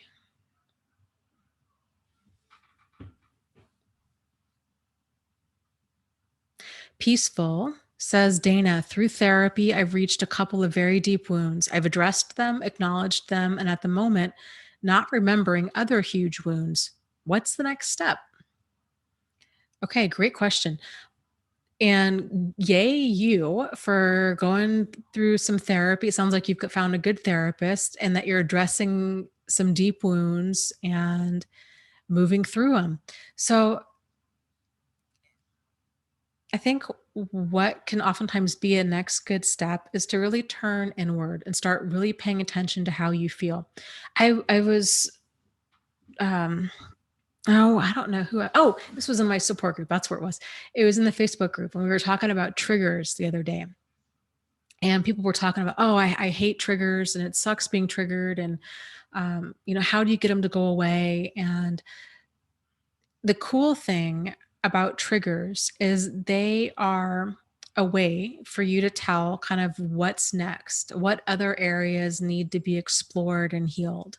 And so a trigger is basically a disproportionate emotional response to a situation. And it's very, very common for a person to get out of an abusive relationship, even decades later, and have certain triggers that they might not even realize are triggers. So, for example, they might feel angry or tense or um, irritated at the same type of make and model car that their abusive parent had, or they might hear a certain song and become really sad or and maybe not know why. They might you know a lot of people, church religion in general is a big trigger for them for a wide variety of reasons, but even the discussion of religion and they just go on the attack and they become really angry. So paying attention to what is evoking within you this really intense emotional response, because those are some of the warning signs that those are emotions that are a few layers deep that need to be addressed. And then you'll know of kind of what to work on next. And if you can replace that um, kind of, because those emotional triggers can be so intense and it can really kind of create this domino effect where people feel a lot of like guilt and frustration and anger and shame or embarrassment at feeling that way or behaving that way. If you can try to replace all of those negative feelings with curiosity and realize that these emotions are there to get your attention, they have a message for you. And if you can be more curious about that and try to get the message and realize that all of your feelings, even your unpleasant ones, and oftentimes, especially your unpleasant ones, are there. They're designed to keep you safe and they're designed to give you a message. And oftentimes, anger, like they say, anger is the bodyguard of hurt. And kind of all of the different range of anger, irritation, resentment, frustration, rage, all of that tends to really be the bodyguard of hurt. And so when you're finding yourself going on the attack, especially if you're not provoked or if the situation doesn't warrant it, there's more there and it's worth digging into. Okay, Missouri Cowboy says, live as if you were to die tomorrow. Learn as if you were to live forever. And that's a quote from Mahatma Gandhi. He says, Dana, thank you for teaching us. And a live stream donation. Thank you so much, Missouri Cowboy. I love the quote. And I am so glad that these live streams help. I really am. It's amazing how we all have stuff to share, and like I never in a million years would I thought this would have really been that helpful. Like, so I mean, it's I'm humbled and honored that it is. So that means a lot to me. Maria asks, Dana, have you been to Canada? No, I haven't. And frankly, there's no excuse for me as to why I haven't been, because I live in Michigan and I'm only a couple hours away. So I need to go because I do love the outdoors. And I think I would absolutely love Canada with all the pictures I've seen and things I've heard. On my list.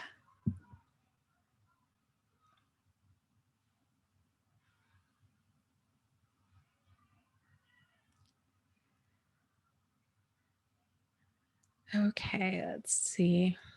Ooh, I like that. Stephanie says, Nixon said, your enemies only win if you hate them back. Oh, that's a good one. Yeah, I like that. I think, making that commitment and the decision of, no, I'm not going to give them or what happened to me the power to destroy my life. Even if you don't know how, even if you feel like your life has been destroyed, just making that decision of, this things might be bad right now, but they're not going to stay this way. And I'm going to dig deep and I'm going to find my fight and I'm going to shovel out of this and I'm going to make this next chapter the best one yet. And that's what you do. And you do that in a little ways every single day throughout the day. It's literally doing 20 jumping jacks. It's painting your nails. It's taking 5 minutes to clean out the junk drawer. It's, hanging up your clothes. It's brushing your teeth. It's doing all of these things that are positive, that are self-care, that are moving you in the direction of being on track and taking good care of yourself.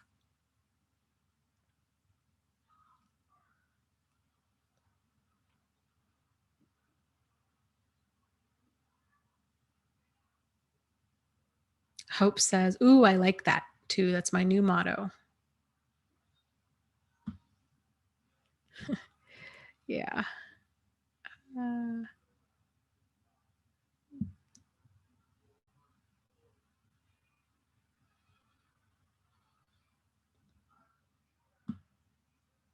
and that's the cool thing with thinking about your life in terms of it being a book is because you are the author of it, you get to decide how long or how short each chapter is going to be and when you're going to start one and when you're going to end one.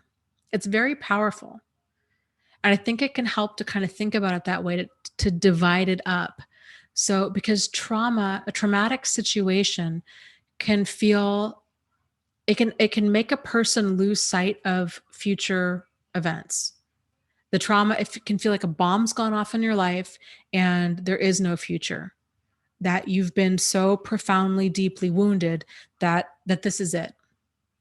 And that's the trauma talking. That's what it does to a person's brain.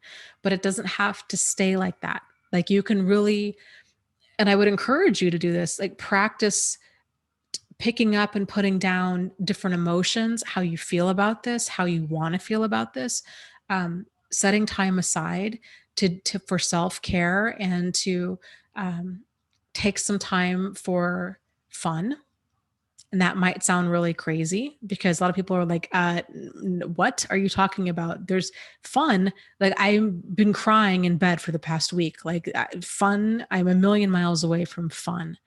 But to realize you don't have to wait until you're fully healed to get out and start living life. And oftentimes, it's actually healing happens the opposite way. So while we think I need to fully wait until I'm healed and then I'll get back out and start living life, the reality is if you start getting out and living life, that's what's going to help you to heal. So taking time. And so maybe right now, if you are at that place where you're like, you know what, I'm crying a dozen times a day, I'm having a good day if I shower. If you're at that place, there's things that you can do now where that you can start getting back into life. So I'm a big fan of like setting a timer. So set a timer for 10 minutes or for 20 minutes and then pick different things to do. And sometimes if you're feeling really depressed, you might have to kind of channel the inner drill sergeant in you and tell yourself, you need to go take a shower and like march your body into the bath. Like right foot, left foot, let's go. Let's go. And if you're like, oh, I just want to do it later, I just don't feel like that, and that depression's coming over you again, harness that inner drill sergeant and be like, that's really interesting. I don't care. Get your body up, left foot, right foot, march your body into the shower. And sometimes being firm with yourself and visualizing, like having an inner drill sergeant who is like your self-care drill sergeant, and setting a timer. Because that's another thing with trauma is it can really distort a person's perception of kind of time and space, like how long things take. And it can feel like, oh my goodness, I have to shower, like, and it feels like this monumental undertaking. And then the reality is, no, actually you can shower in like 5 minutes. It doesn't take long and it'll make you feel so much better. Or, okay, I'm going to set the timer for 10 minutes and I'm going to go clean out the junk drawer in the kitchen. And, or I'm going to set the timer for 10 minutes and I am going to go find a fiction book, a good book. And I'm going to lose myself in this book for the next 10 minutes. Or I'm going to go watch a comedy video on YouTube and I'm going to lose myself in that for 10 minutes. Now your brain is going to want to fight you on this, and your brain is going to keep reminding you of, no, we've got all of this stuff to figure out and process, and there was this bomb went off in your life, and we've got too much worrying to do to go clean or shower or watch comedy. And this is where a lot of the work is going to come in, to remind yourself of this stuff is important. It's important that you experiment with kind of breaking the grip that trauma has on your brain and taking time to go shower and, go organize something or go watch something entertaining. It's like physical therapy for your brain is really it. And I would make it as much of a priority as you would physical therapy on any other part of your body. So it's important to loosen up that grip that trauma will gets on your brain.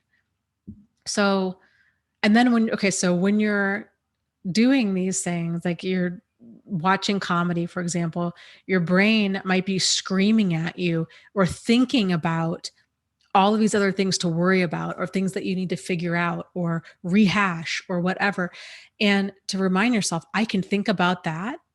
I've got 10 more minutes left on this video. I can think about all of that when I'm done. That stuff's still going to be there. I don't need to have all the answers right now. I don't need to have it all figured out right now. Right now, I'm here in this moment and I'm watching a comedy video. And being still and being in the moment. And it's really helpful. It's almost kind of like this little mini meditation to just force yourself to be in the moment and realize that you're in control. That just because your brain is wanting you to worry and have anxiety and depression and feel all of this way, that you can still carve out these moments of time and just say, you know what, I'm going to take a break right now and I'm going to go do something else. And then I can pick that back up if I want to.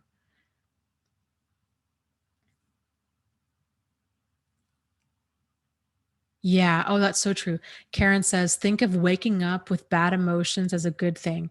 This is your gut speaking to you without rationalization. It's helping you clear away cognitive dissonance. And yeah, there's a lot of truth to that, and realizing, like I was saying earlier, all of your emotions are there to protect you, even the unpleasant ones.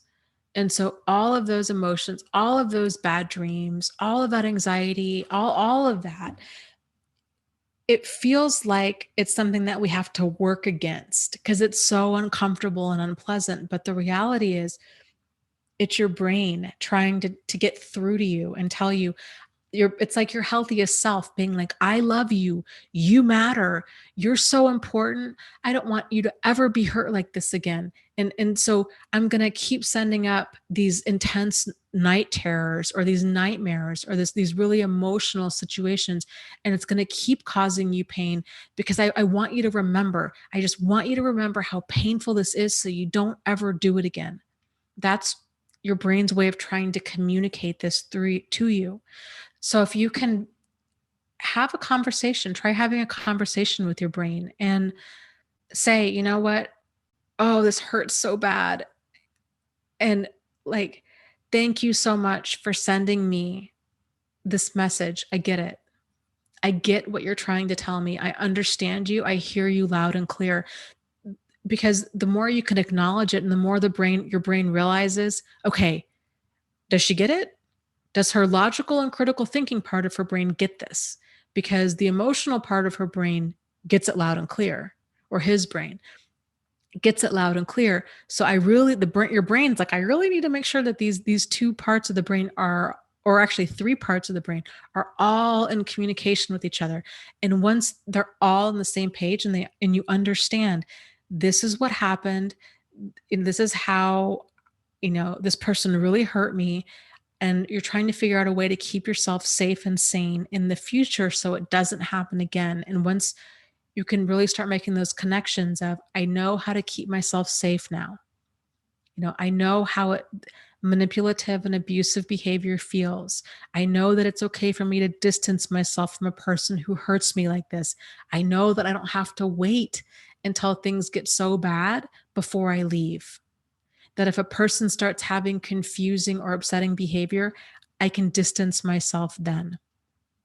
And once you realize that you have it within you to be able to distance yourself from problematic people, then a lot of that personal power within yourself is going to be restored, and a lot of those emotions are going to calm down. And most times they do calm down in time. Yeah, Maria says, I get so triggered seeing people living or staying in abuse. Yeah, I do too. I There's a few people in my life, and one family member in particular that I just was like, I can't, like, I send you light and love, but I can't be in this. I can't have this in my inner circle. It's too much. It's too much. It goes back to, if it's negatively impacting our safety or our sanity, it's a sign. If you're finding yourself rehashing things, um, getting upset, thinking about things, stewing about things, journaling about things that are upsetting you, these are all these early warning signs of, I've got to get some distance here, because it's not normal to kind of like rehash things like this. So it's all the kind of the upside to all of this is we get very in tune with ourselves and what we need and what we don't need, and what we want and what we don't want, and kind of what is healthy for us and what is problematic. And It's all very, very eye-opening, and unfortunately, I mean, there's so much, like, personal growth and amazingness that can come from this, and unfortunately, I don't know if people can really get that any other way. But I will tell you, being on the other side of all this now, I wouldn't trade it for the world. So, you guys can get there, but it's one step every single day. It's many small steps every single day is what it is.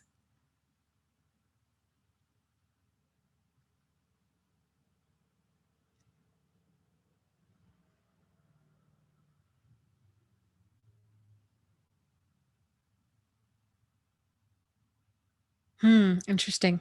Hope says, "I'm afraid of getting rid of the things that help me disassociate." Yeah, that'll be a new chapter for sure.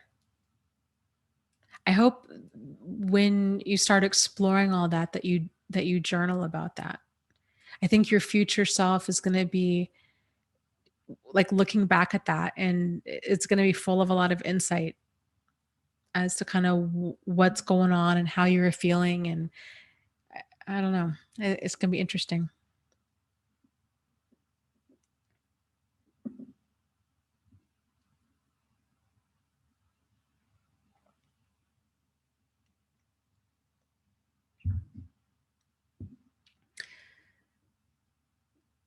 Let's see. Love says, "This demon severely hoovers me back in all of the time."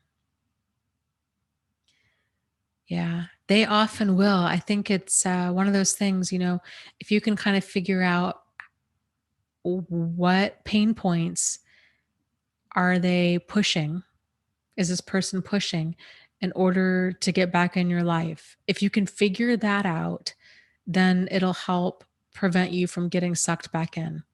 Because narcissists, they exploit a person's vulnerabilities. And if you can figure out what vulnerabilities that they're exploiting, then you can work towards not having that happen.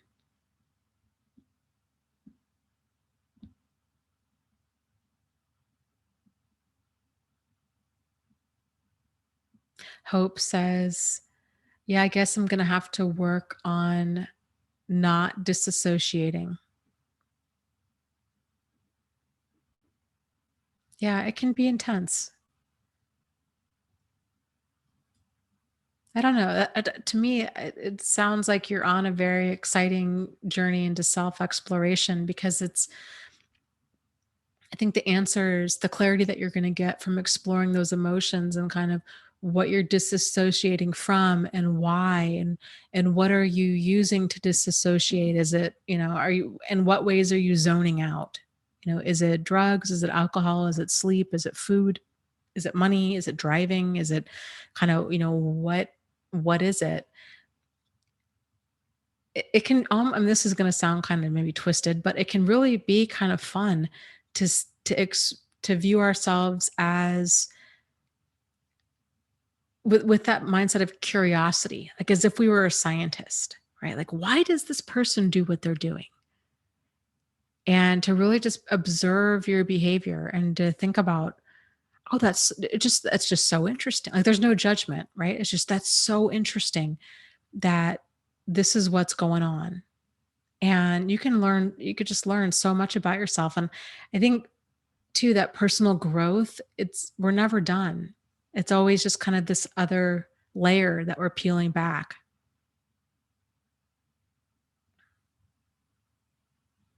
Elise says, "How sad it is that you have to protect yourself from predators instead of thinking if you're having fun on a date." Yeah, yes and no. I think, and there's this balance with that, but between, like, paranoia and, like, healthy skepticism.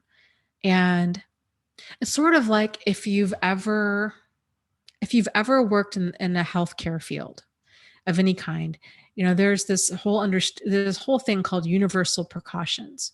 And so it's understood that if you come across, body fluids of any kind, that you have precautions that you take universally around body fluids. Like, you wear gloves, you take your gloves off a certain way, you throw things away a certain way, you throw things away in certain colored containers. And you just treat everything as if you don't know. Like, you don't know if it's a problem or not. And because you kind of have this healthy degree of skepticism, it keeps you safe. And you're also not overly concerned about it, because it's just sort of like, this is just how I'm going to act all the time. It's just kind of the same with people. Like, once you're aware that there are really problematic people out there, then you realize, okay, you know what? I can't tell. I don't have a crystal ball. The only way for me to tell who is contaminated, like who's problematic and who's not, is with time.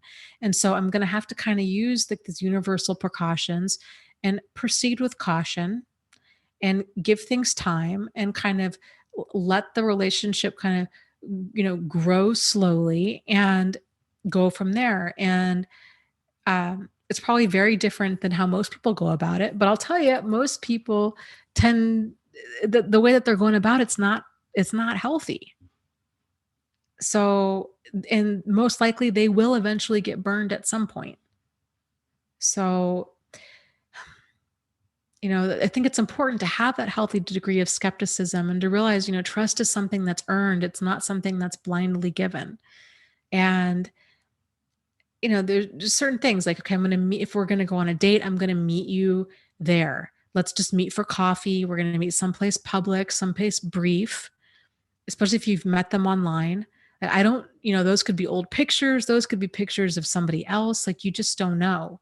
And my roommate in college, here's a story for you.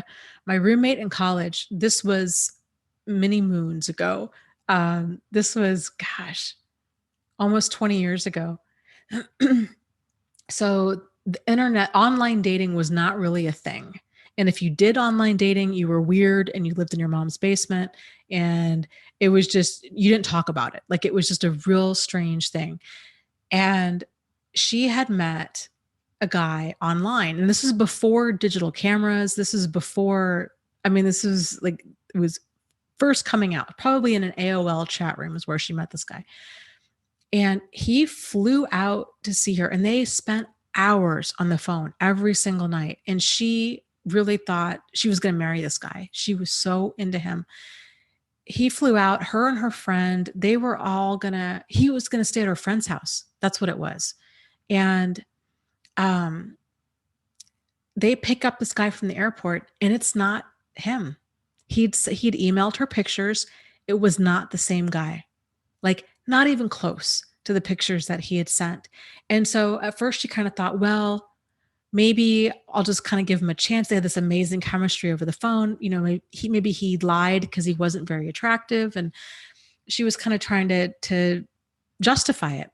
Well, the guy turns out to be a total creeper, and he's being really inappropriate with her and her friend all the way to her friend's house, being very sexual and just very inappropriate. And they didn't know what to do with him. And so thankfully they had the common sense. They told him, they were like, you know what, you need to go. And, I think they ended up paying for a bus ticket because they couldn't get rid of this guy. And his ticket wasn't for like another week. It was over spring break. And it was this whole, oh my God, such a nightmare. So the point being is, you never know. Like, you never know who's going to be there, or if you're going to have chemistry, because you can have chemistry over email or over the phone, but it can be totally different in person. And you just never know. And same with men. You never know. Like, it's just a good idea. Meet somebody in a public place, make it brief. Don't tell too much about yourself, because here's the thing too with online dating is it's a predator's playground. And the reason being is most people will put in their profile everything that they're looking for. I like to camp, I like to hunt, I like to fish, I like to, I like to play softball. I'm an architect. They have they're all of these details in their profile. And so for a predator, they can really read a lot into that and just be like, man, okay, I can tell so much about this person by the way they're dressed and their activities and their profession and everything, and they can really zero in quickly.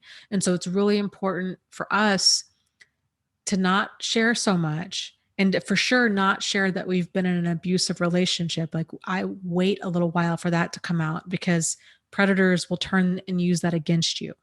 And so anytime you start doubting them, they'll blame it on, oh, you've got issues from your past. So I would really encourage you to not open up about that right away.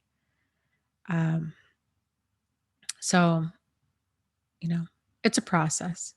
Maria says, now with dating, I tell myself, Maria, take your time. Time will allow the mask to slip. Take your damn time. Yes, that's right. Time will show you what you need, and paying attention to how you feel. Are you experiencing things that are confusing?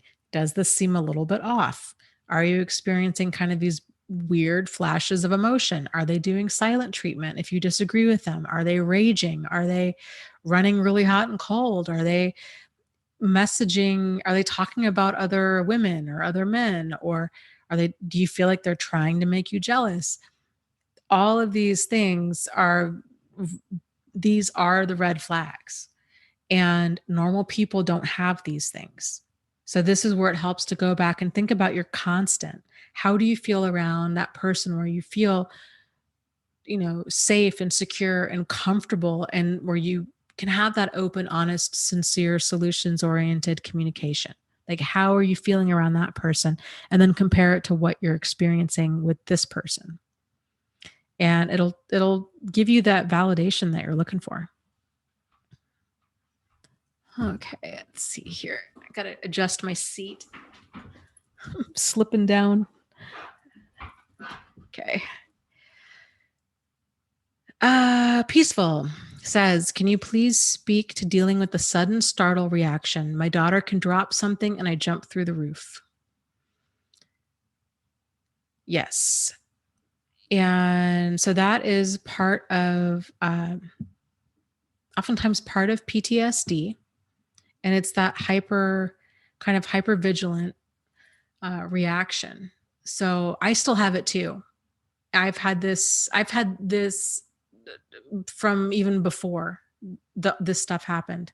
It's interesting how our brains can just process different events and kind of hold on to certain things. So, I mean, for me, I had an incident. I think this is where it came from for me. I had an incident when I was like, I don't even know, 13 or so. I was babysitting, and somebody tried to break into the house when I was babysitting. And it was terrifying. I saw the guy in the window. He ran around to the backyard. I called the police. I mean, it was scary. It was really scary. They caught the guy. He said he was just out for a jog, and it was like through the front yard and then through the backyard. But anyways, it was incredibly traumatic. And I don't like, I mean,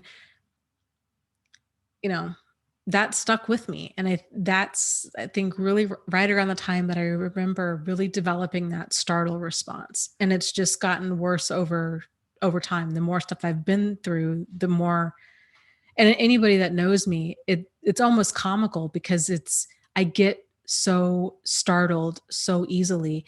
Even my ex-husband, we used to joke, because I could never hear when he was coming home. We would joke, I'm like, I need to get you like a little cat collar with a bell so I could tell where he was in the house, because we would turn the corner at the same time and I would just about jump through the ceiling. I would get so scared. And that's a hard way to live. But that startle reflex for most people tends to calm down in time. And doing different kind of grounding exercises, staying away, right now, caffeine might be something that anything that kind of is a stimulant, you might want to try to avoid. Uh, Anything that causes that added stimulation or that added trauma, horror movies being one.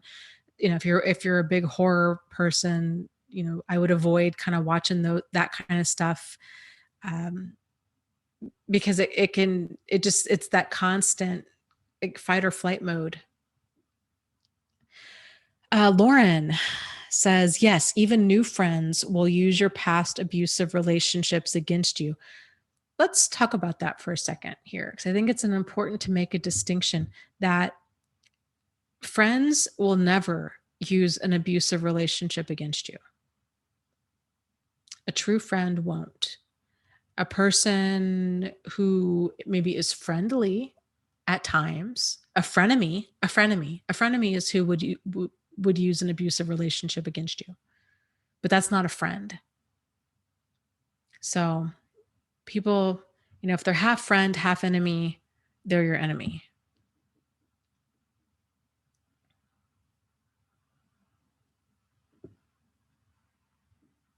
Yeah, top quality says I'm exactly the same, really jumpy, hyper vigilant, I reckon. Yep.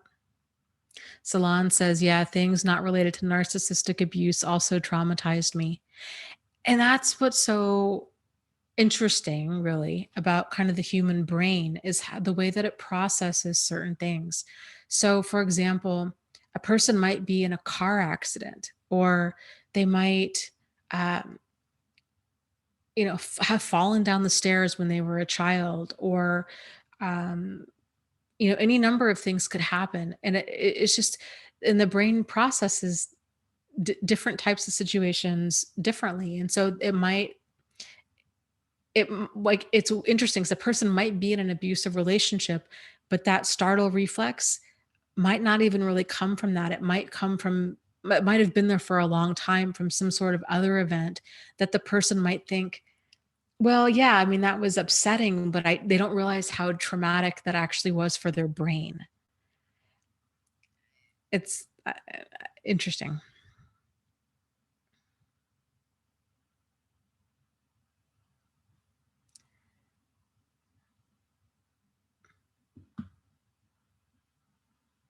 Let's see, let me scroll up here.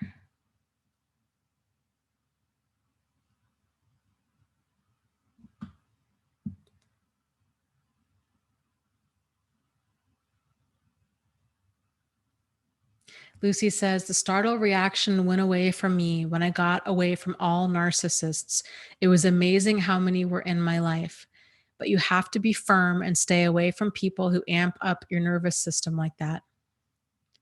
Yeah, that's that's such a big, you're so right. Like that's such a big part of it is, and I was talking to a friend of mine today, uh, about kind of some that I guess about narcissists and keeping these toxic people out of your life. And um, you know, at first, when we first wake up to this, we're like, okay, this really, really problematic person is what brought me here, right? To this YouTube channel or to the internet or what have you. And they're trying to figure everything out. And then and so they might think about in terms of, I just need to stay away from like really verbally and emotionally like severely abusive problematic people. And then over time they start realizing, oh, like I don't want to deal with abuse of any kind. Like it's not just the hitting or the threatening or the yelling or screaming or like that. It's then their boundaries, their standards start to raise is what it is. And their boundaries start to kind of reinforce those standards, and they realize I don't even want to deal with crazy makers or people that cause confusion. I don't want it. And that's the beauty. There's so many people out in the world, you don't need it either. And so it's so nice to just have peace and not be like, I'm not doing this. Like I'm not dealing with crazy makers or people that are constantly confused and wondering in eggshells and dealing with all of that stuff. It's just, life is so much easier to not have all of that chaos that those people bring. And yeah, once you get the chaos out, it really helps to be able to breathe and relax and not have that. Yeah. Kevin says, yeah, it's so complicated. You change one thing and it has a ripple effect to everything else. Yep. It really does.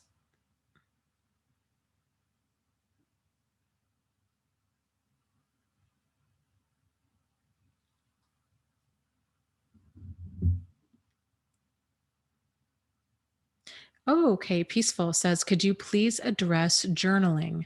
I own a journal, but I can't seem to start the first word. How do I get started? Sure thing.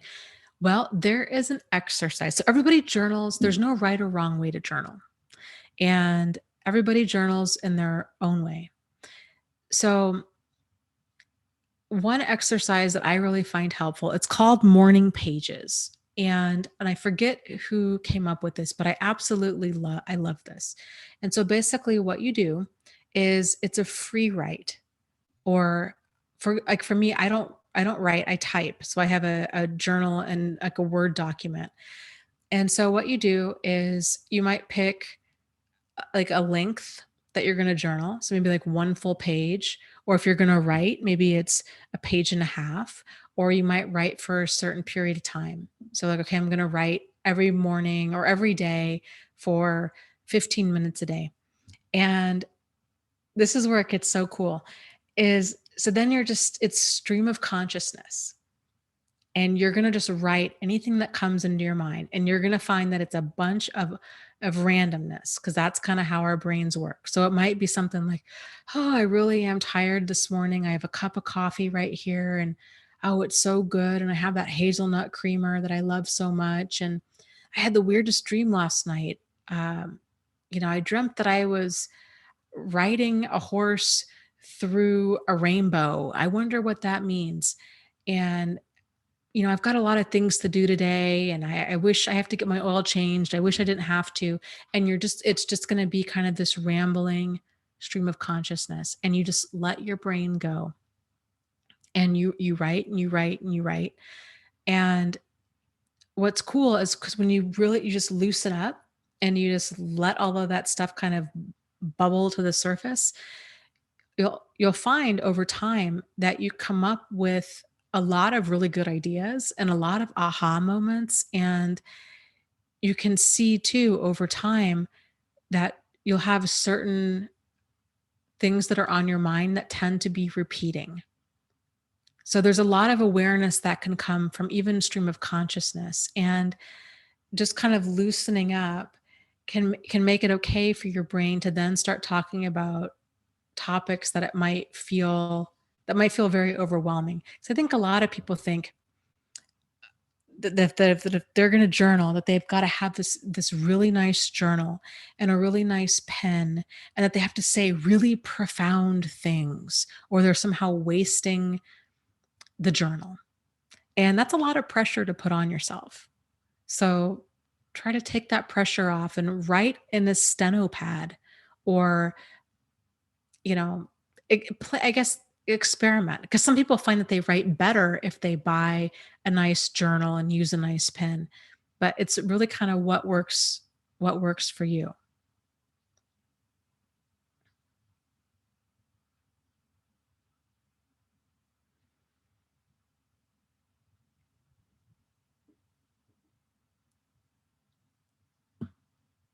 So, okay, let me see here. Let me scroll up.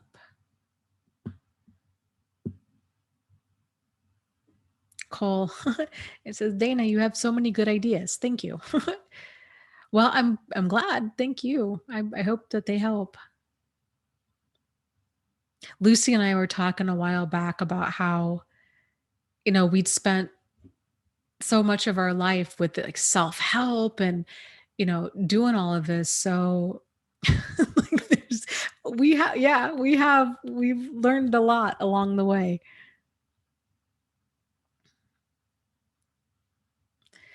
uh Peaceful says that randomness is what's been holding me back.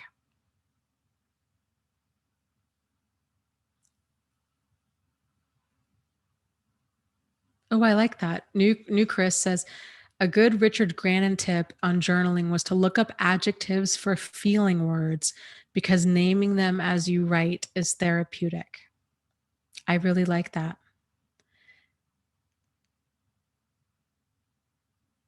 Yeah.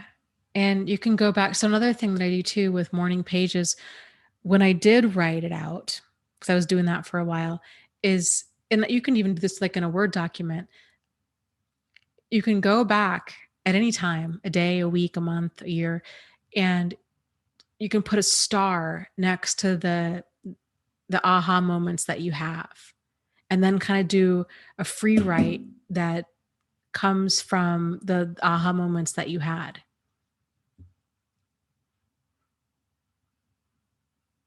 Yeah, Missouri Cowboy says, I'm so happy there are no journaling rules. LOL. I use my journal as a dumping ground. I put the thoughts floating around in my head on paper to get them out of my head. Yeah. And there's different types of journaling. I have for oh gosh, I had for a while there. I don't know when I started doing that, but I like that. You might want to try doing this too. If you're up for things to try, is doing a success journal.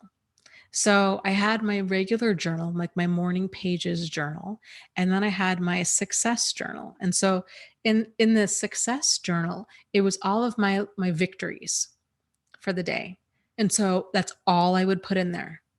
And what was really powerful about that is if I was feeling depressed or like I wasn't getting anywhere in life or feeling like, yeah, just feeling like I'm in a holding pattern and I'm not doing enough, I could go back to that success journal and read, okay, like August 23rd, 2017, I made a phone call. You know, like I did the live stream. Um, every single thing that you did during that day, that's a success, that's moving you forward, put that in there. And it can help you realize, yeah, like it can help you see progress.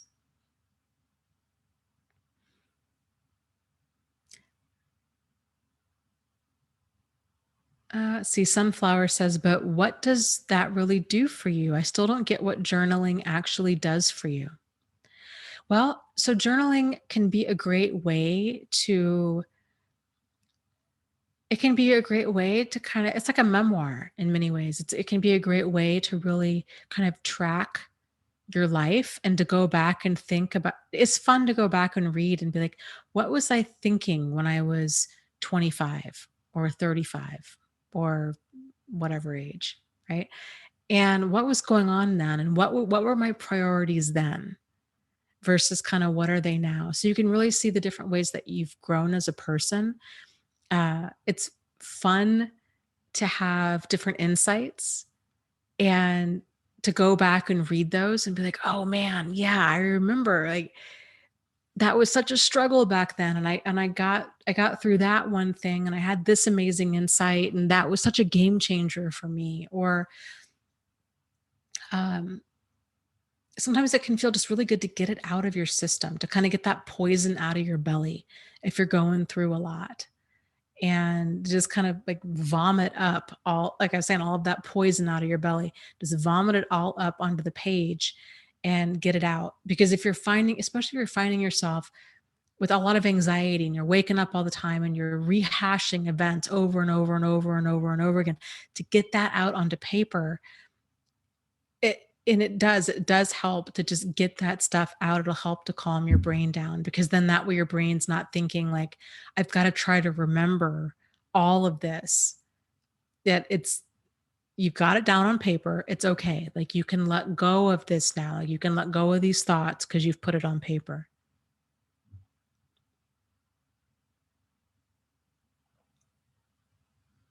I like that.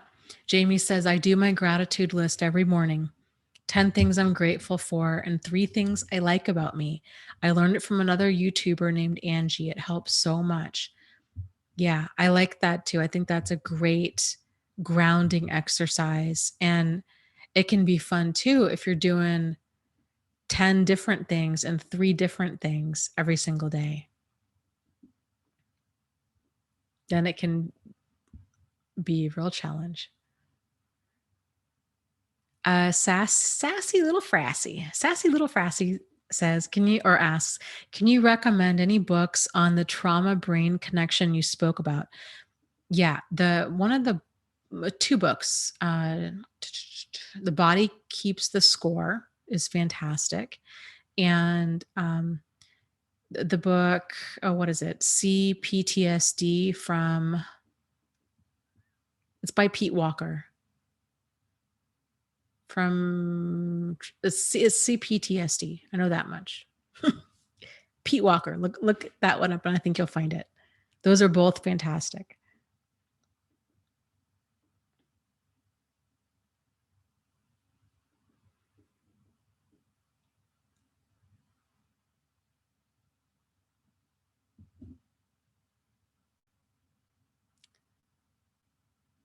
So, oh, Postmodern. Hello, welcome.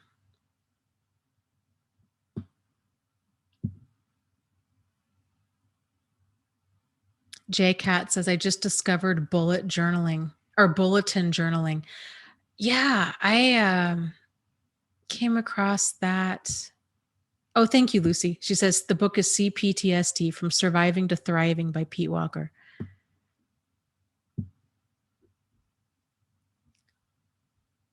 And yeah, that bullet journaling. There is a book. It's like a 5-year journal book. I really like the concept of it. And so basically, you only have like a little paragraph space to write, and you're going to write things in like bullet points. It's really cool. There's so many different journals out there. Like, it's just so cool. It's whatever works for you.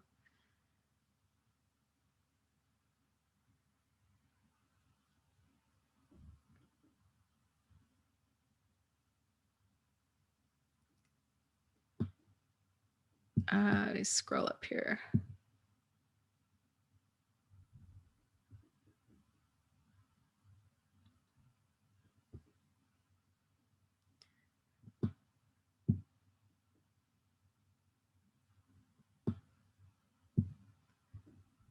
Okay.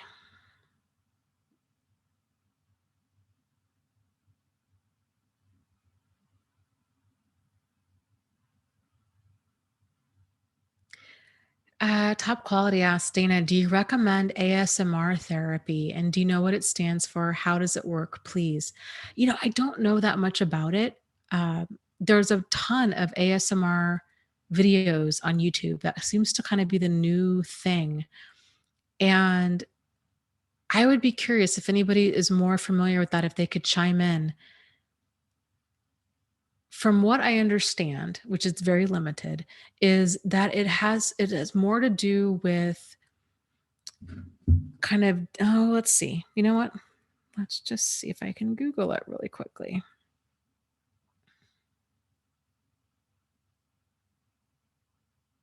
Okay, ASMR, autonomous sensory meridian response.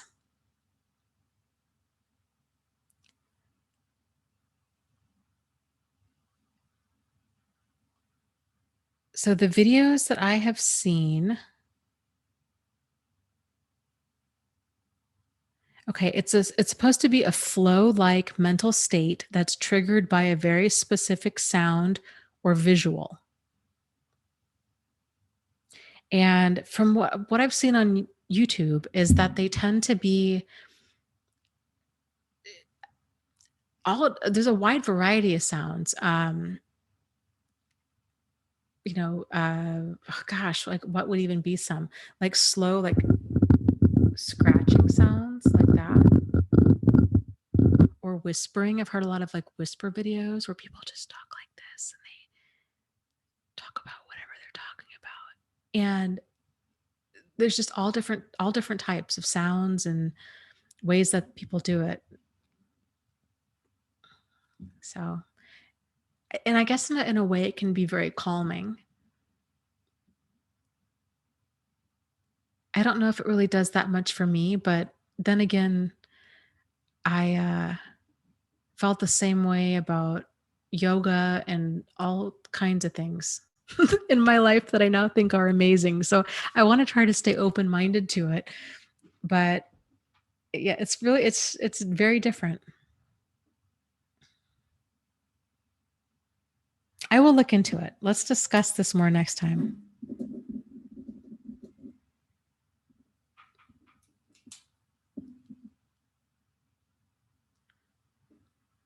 Yeah. Little Miss says, or mukbangs and chewing. Yeah, very interesting. Jamie says the ones that give her the tingles are the women playing with nail polish bottles. That's interesting. Yeah, Little Miss says it's dissociating.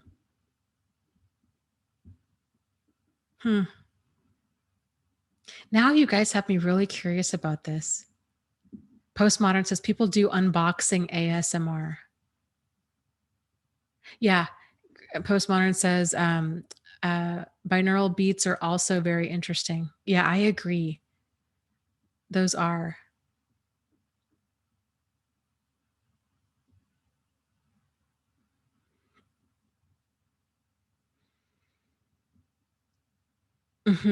Love says, sleep with headphones on. You can find 8-hour healing sleep meditations while you sleep.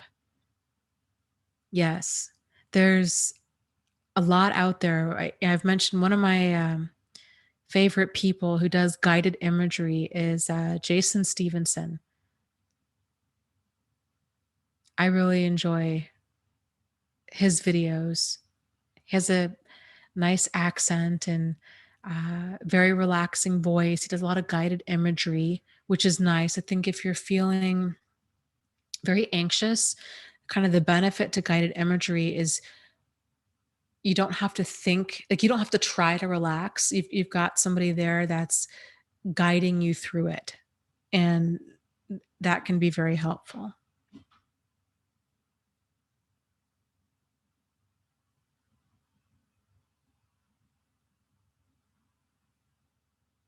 Postmodern says, what is a mukbang? Mukbangs are these like eating where people sit around and they eat. they and sometimes they'll eat and they'll talk. Like they just kind of vlog about their day or whatever.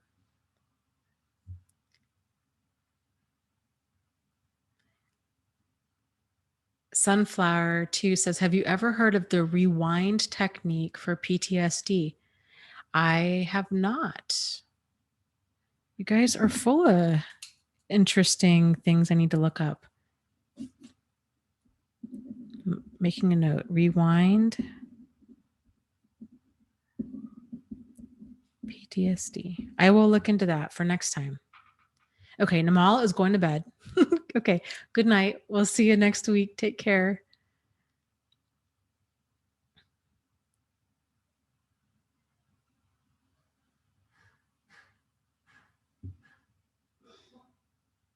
Yeah, Missouri Cowboy says, wow, excellent topic. I'd never heard of it yet before industrialization. Tribes in the chat went too fast. Tribal cultures always heard the sounds of the night. Insects, they get very loud and rhythmic. Yeah, that's one of my favorite things about living in Michigan, or at least I guess where I live in Michigan, is all of the crickets during the summer. To me, that is just the most relaxing sound. I just love, I've loved that. The fireflies and the crickets are some of my favorite things out here. It's magic. Magical.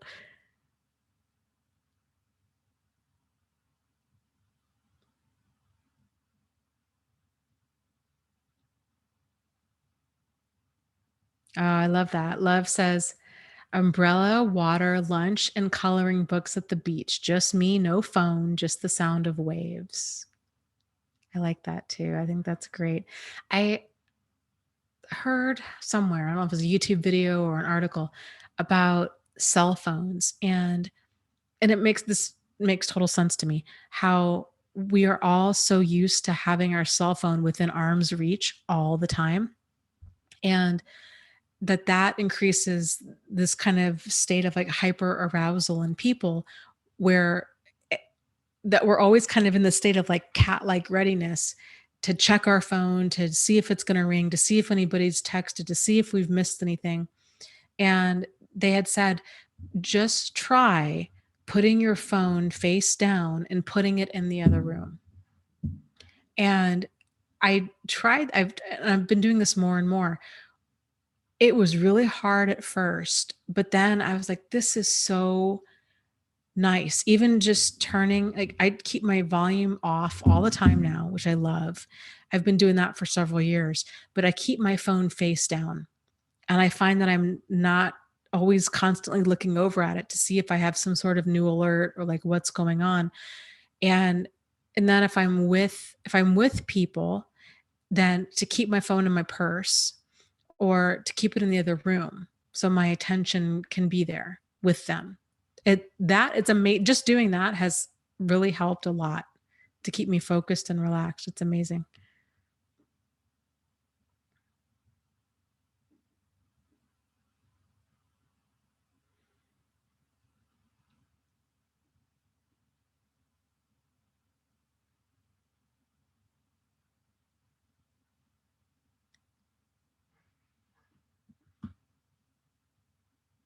People are laughing about the videos of people eating. Man, there is some strange stuff on YouTube, I tell you. Some of these channels, you kind of follow them and it's like, what is this? How did I get here? Like, where am I on YouTube and how do I get out of here? Because this is just really, really weird. So, yeah, it's so interesting. Like, who knew that there was this whole thing with like mukbangs or um, listening to people chew or doing any of that? I had no idea.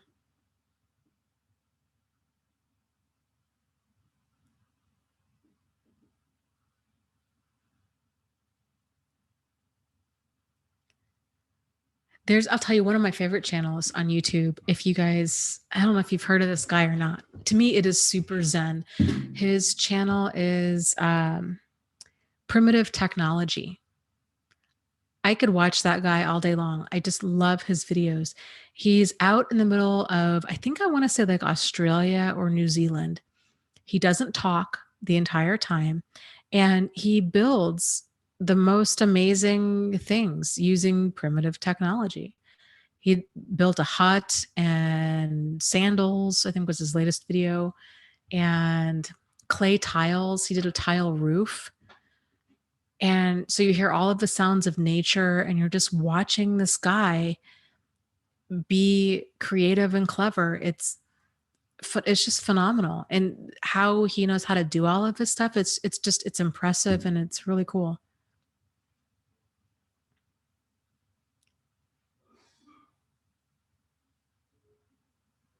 Marshall, the marshmallow, says, I'm greatly healed after 19 months thanks to discovery of narcissism in YouTube videos. Lifesavers. Thank you, Dana. From Anna in Stockport, England. Well, Anna, I'm so glad that these videos and all of this stuff has been able to help so much. That's just makes my heart smile. Hearing that, we can shave off some of the learning curve for somebody else is what it's all about.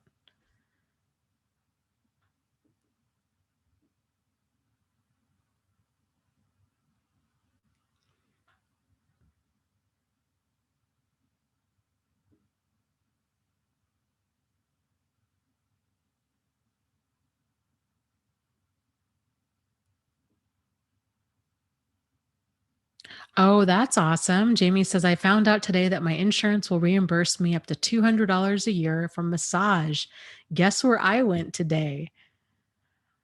Very cool. Very cool. Postmodern says, Dana, I think you should find yourself an Australian man. uh, that's funny. Australia is one place I would really like to go that I've never been. I think I would like the people there in general. They seem like my kind of people.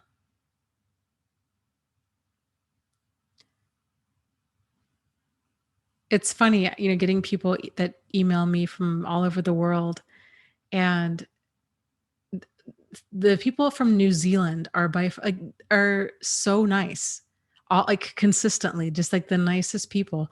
Um, it's been, I don't know, it's cool. And it's just fun. It's fun hearing from people from all over the world, you know. Google it, says I love their accent. I went last year. Maybe I should go back to date.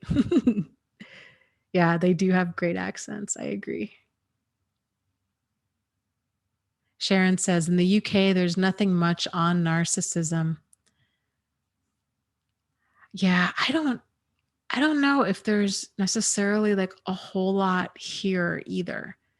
I would say that predominantly it's on YouTube, and there's a few speakers on it.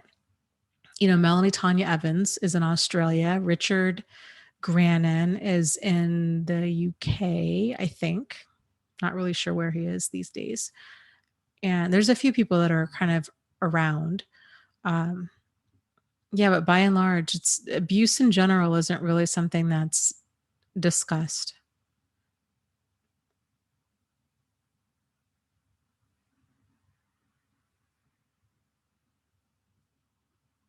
Sunflower says, I had an Australian boyfriend who used to live with me. It's funny how the top quality says Australia has a lot of crime and murders. Wasn't Australia originally a bunch of criminals? Wasn't that how it was kind of founded? I hope I'm right on that. If I'm not, I'm going to be getting a lot of hate mail. Ugh.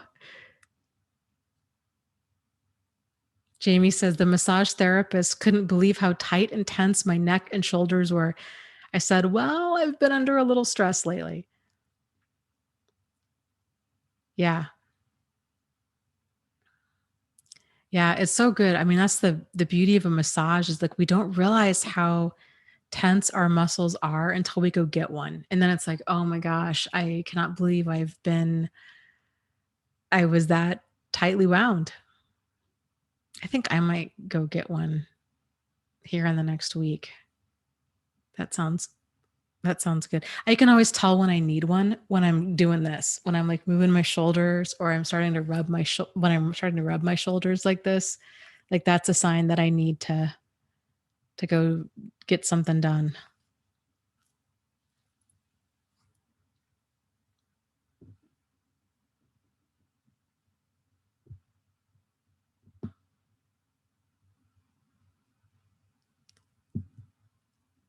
Yeah, Benjaminson, yes, Australia was a prison island for the UK. Okay, I'm glad I didn't just pull that out of thin air.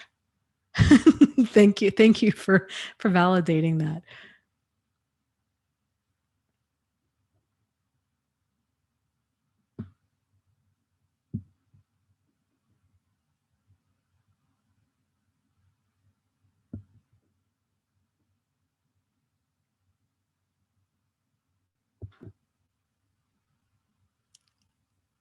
Okay, got some people that are signing off to go to bed. Oh gosh. Maria says, Dana, I find it so interesting when you were younger, you couldn't imagine public speaking. I don't see how that could be. You're amazing at it. Oh my gosh. Well, thank you. uh, it doesn't feel like I'm amazing at it. And, I guess we all kind of think that, I don't know, that maybe we should feel differently than we do about certain things. Because I leave these live streams and I'm sweating like profusely the whole time. I'm incredibly nervous. If you ask anybody that is around beforehand, there's a solid like I have to get into the zone to go to do these. And for the first like year and a half, maybe. I mean, I would take like an hour. I would listen to certain music. I would take a nap beforehand. Like I really had to prime myself to do it. And it wasn't necessarily the live stream itself so much. It was more just knowing that there were going to be, 100 or so people watching me live was very, very nerve wracking. And then too, I mean, there's every single live stream. Like I can sometimes I'll feel myself going off track or saying something that I feel like I shouldn't be saying. And it's this feeling of, Dana, stop talking. Just stop talking. And like my mouth won't stop. And and then I get done with the live stream and I'm like, man, I shouldn't have said that. What was I thinking? Or it's I don't know. It's all part of it. It's all part of it. I force myself oftentimes to do these because I do enjoy it. I do enjoy it. I enjoy connecting with people from all over, and I enjoy that, there's value, me sharing stuff that I'm able to give people. But yeah, there's this feeling too of, who am I to be giving advice or to be talking about this? Like that's probably one of the bigger, like ongoing negative feelings that I have. And I was talking to one of my moderators the other day in the support group about this, and he had said something like, "Oh yeah, that perfectionist voice inside of us." And I had said, you know what? I never thought of it as like that perfectionist voice. I always thought it was more of like the voice of reason.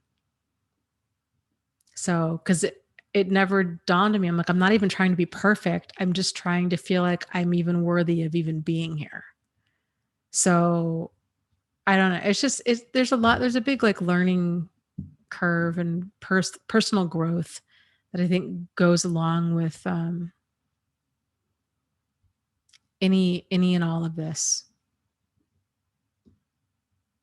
So, but I made the decision to do this like a while back, and knowing that it was going to be pushing myself outside of my comfort zone on a very regular basis. And I guess just keep telling myself like, okay, it's part of it, and I'm going to stick with it, and I'm going to learn, and I'm going to get better, and that's okay. I'll just keep going. But it's difficult. And it's difficult when you get thumbs down on your videos. It's difficult when you get negative comments or hateful comments. It's a challenge. So I'm glad. Like I'm glad that you guys benefit from this. One of the funniest insults I ever had about and the guy was totally right, but it was pretty funny, is he's like, why are your videos 3 hours long? You're not Stanley Kubrick. It's like, yeah, you're right. I get it. I totally get it. I know they're long, but in part, frankly, one of the reasons they're so long is because I do have such a hard time and I know it's weird because I've done so many YouTube videos, but I have such a hard time sitting down and doing a video. Once I realized people were watching my videos, it was like I froze, and I really haven't done a whole lot of videos since. They've all been live. And the reason they've been live is because I'm forced to actually do it. So I was trying to explain to this guy that, yeah, they go for 3 hours because, I get a lot of emails. This is a great way for me to answer questions all at one time. I love connecting with people from all over the world. They seem to like I know it's long for like a lot of people. I totally get that. But they seem to like the longer format. I think it's a nice place for connection every single week.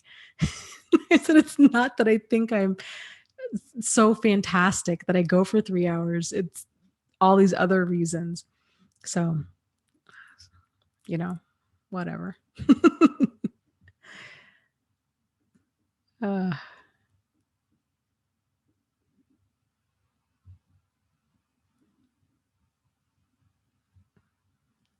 yeah, another weird thing that I would hear a lot from people would be oh, I just lost my train of thought. Oh, they would say things like, "Oh, you seem so real," and I would always think like, "What?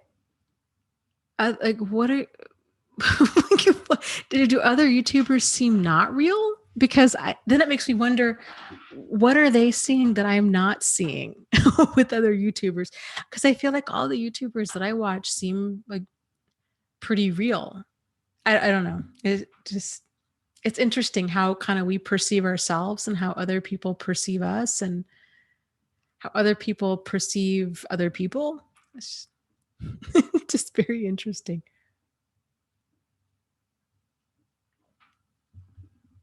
Missouri Cowboy says it does not feel like 3 hours. Yeah, it is feeling connected, not alone. Love says, we love you, Dana. Thank you for all your great support and service all these years. You are so very welcome. Yeah. Sue says, I also look forward to every Wednesday. Yeah, I keep telling myself, I'm like, Dana, when I start having that anxiety of like, okay, I'm going to be doing the live stream soon and I've got to get ready and, I've got to kind of get in my right mindset. I'm like, Dana, you're going to just connect with people that you enjoy seeing every single week. Like, don't put all this pressure on yourself. Just, be there and just be there and hang out. So.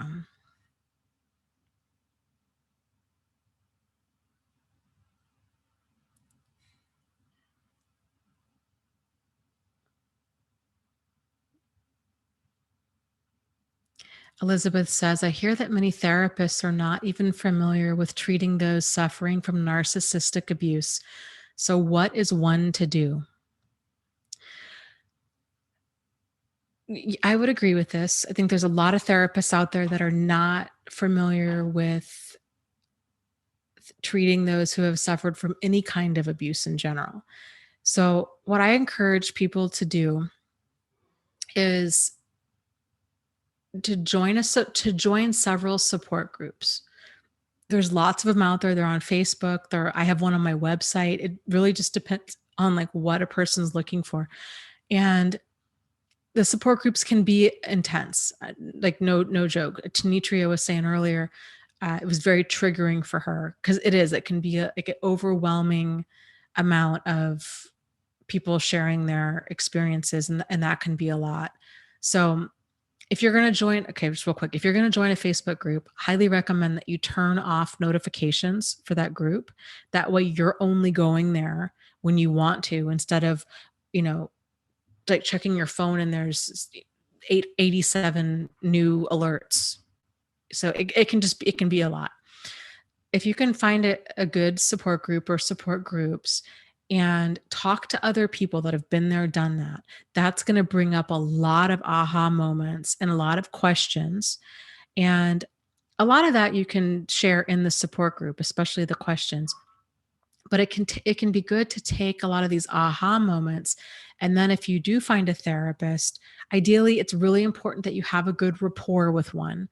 So one that you feel comfortable around, that you feel you can be open and honest with. And that will take some time. I mean, that's normal. That it takes a little time for that rapport to develop. And in therapy, then taking these aha moments and kind of doing a deeper dive on them when you're in there. So you can kind of do both approaches, support group and therapy. I think doing both is important because it's really if a lot of therapists think that they're familiar with abuse and they think that they're familiar with narcissists and antisocials, and they are to an extent, but everything that they don't know is actually really hurting their clients and they don't even realize it.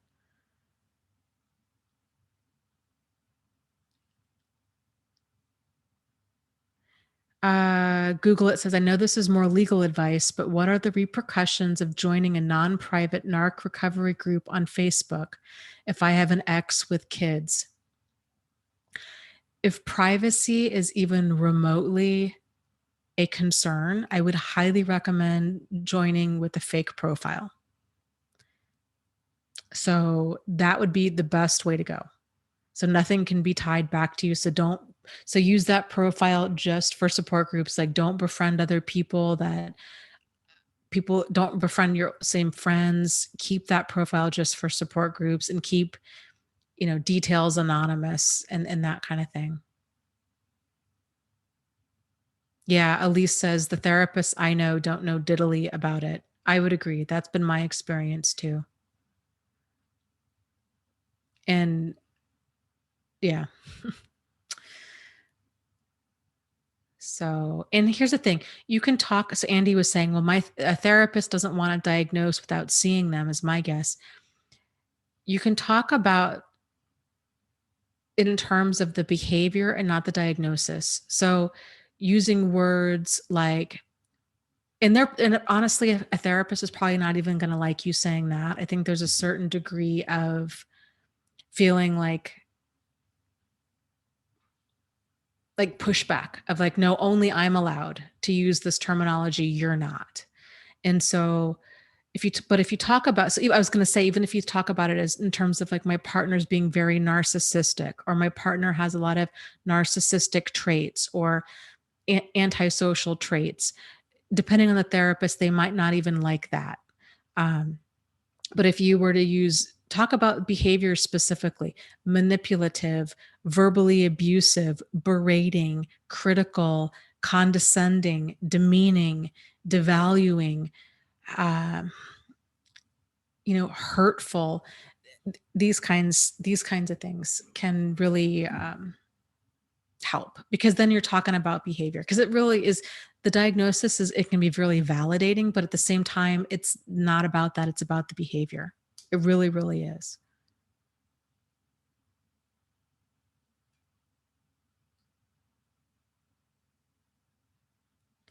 So, okay, guys, we are getting close to the 3-hour mark. So let's do um,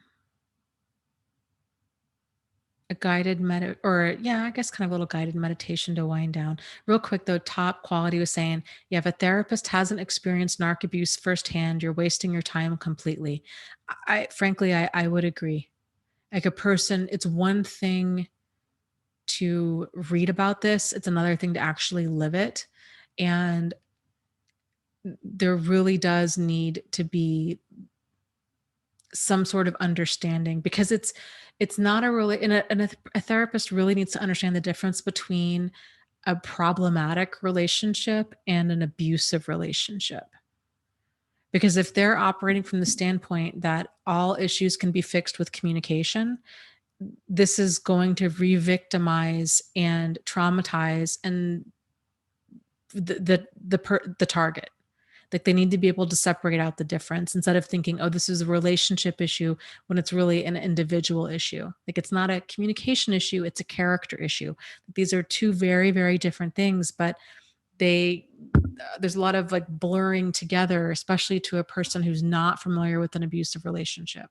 So it's, and that might be the first question out of the gate is talking to them about, and that's the thing is they'll oftentimes tell you, yes, I'm familiar with an abusive relationship, when they're not, or they think they are, but to the level that you're needing, they're not. So asking them about, emotional abuse, how do they feel about emotional abuse, verbal abuse, psychological abuse? Have they ever worked with somebody that's like this? I think a lot of therapists, this is their job and they get paid to have a certain number. They need to have a certain number of clients every week in order to keep the lights on. So, it's not really in their best interest. A good therapist, if they are not familiar with this, they will tell you, you know what, I might not be the best person for you. Try this person. But unfortunately, a lot of therapists, just like a lot of investment bankers or realtors or any other type of profession, they think that they just know a lot more than they do. And then they get people like, "Oh, yeah, I can help you with this." And then they totally steer them in the wrong direction, and they don't even mean to. So, um, it can be quite the challenge, you know? But it's like any other profession, 10% are absolutely awful. The other 10% are worth their weight in gold, and then 80% are somewhere in the middle. And it can take some doing of finding the right one and the right fit.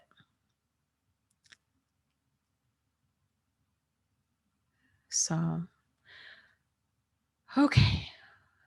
With that said, let's wind down and close our eyes if you feel comfortable doing so. Oh, that feels so good. And roll your neck around if you would like.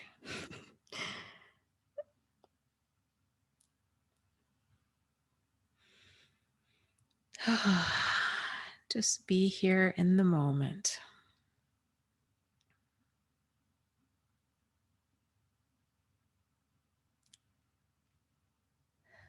Take a deep breath in through your nose and exhale out through your mouth.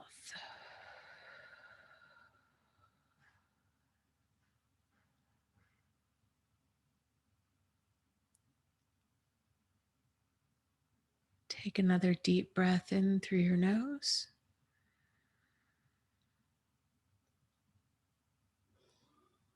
and exhale out through your mouth.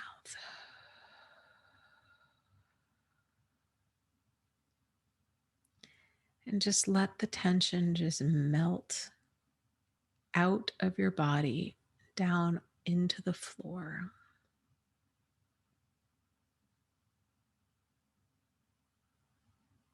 Just let your muscles relax and be here in the moment.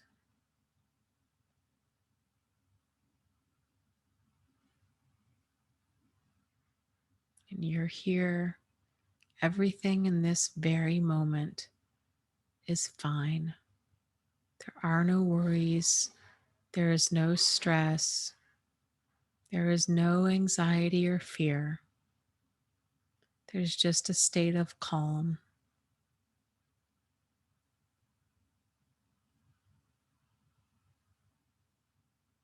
Breathe in through your nose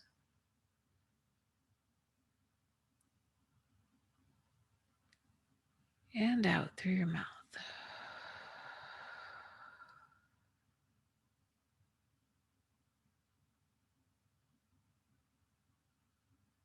And all that tension is just drained out of your arms, your torso, and your legs.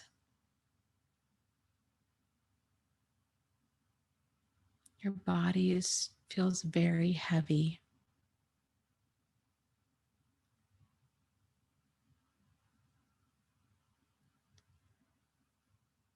And imagine a nice, bright, healing, peaceful light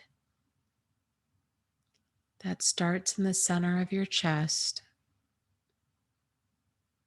and just radiates outward.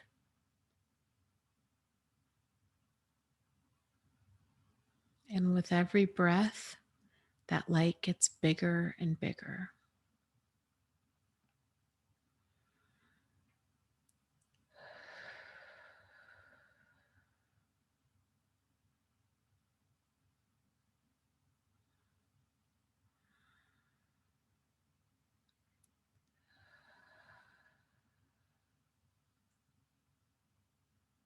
Until you can feel that light filling up your arms and your torso and your legs. bright white, healing, peaceful light. If you can feel that energy pulsing in your hands, in your arms,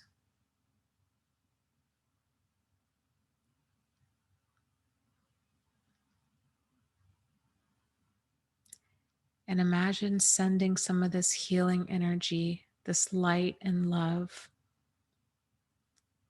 to other people in this chat tonight, other people in your personal life that you know that could use some light and love. And imagine giving them this energetic hug.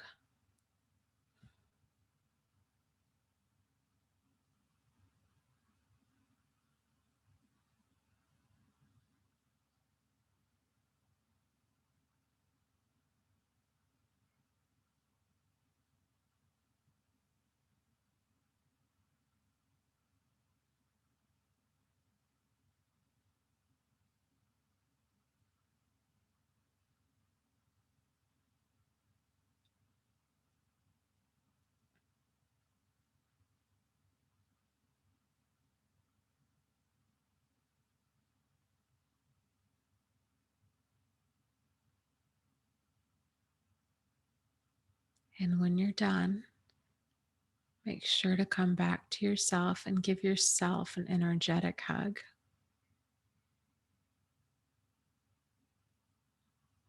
Letting you know that you matter and that you care about you.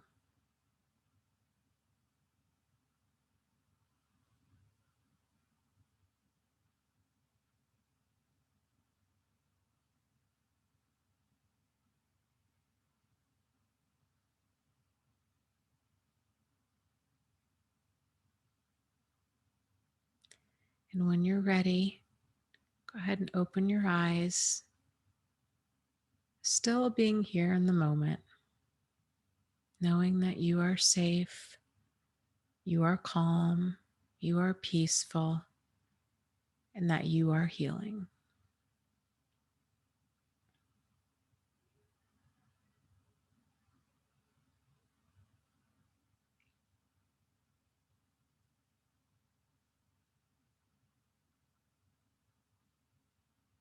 So thank you.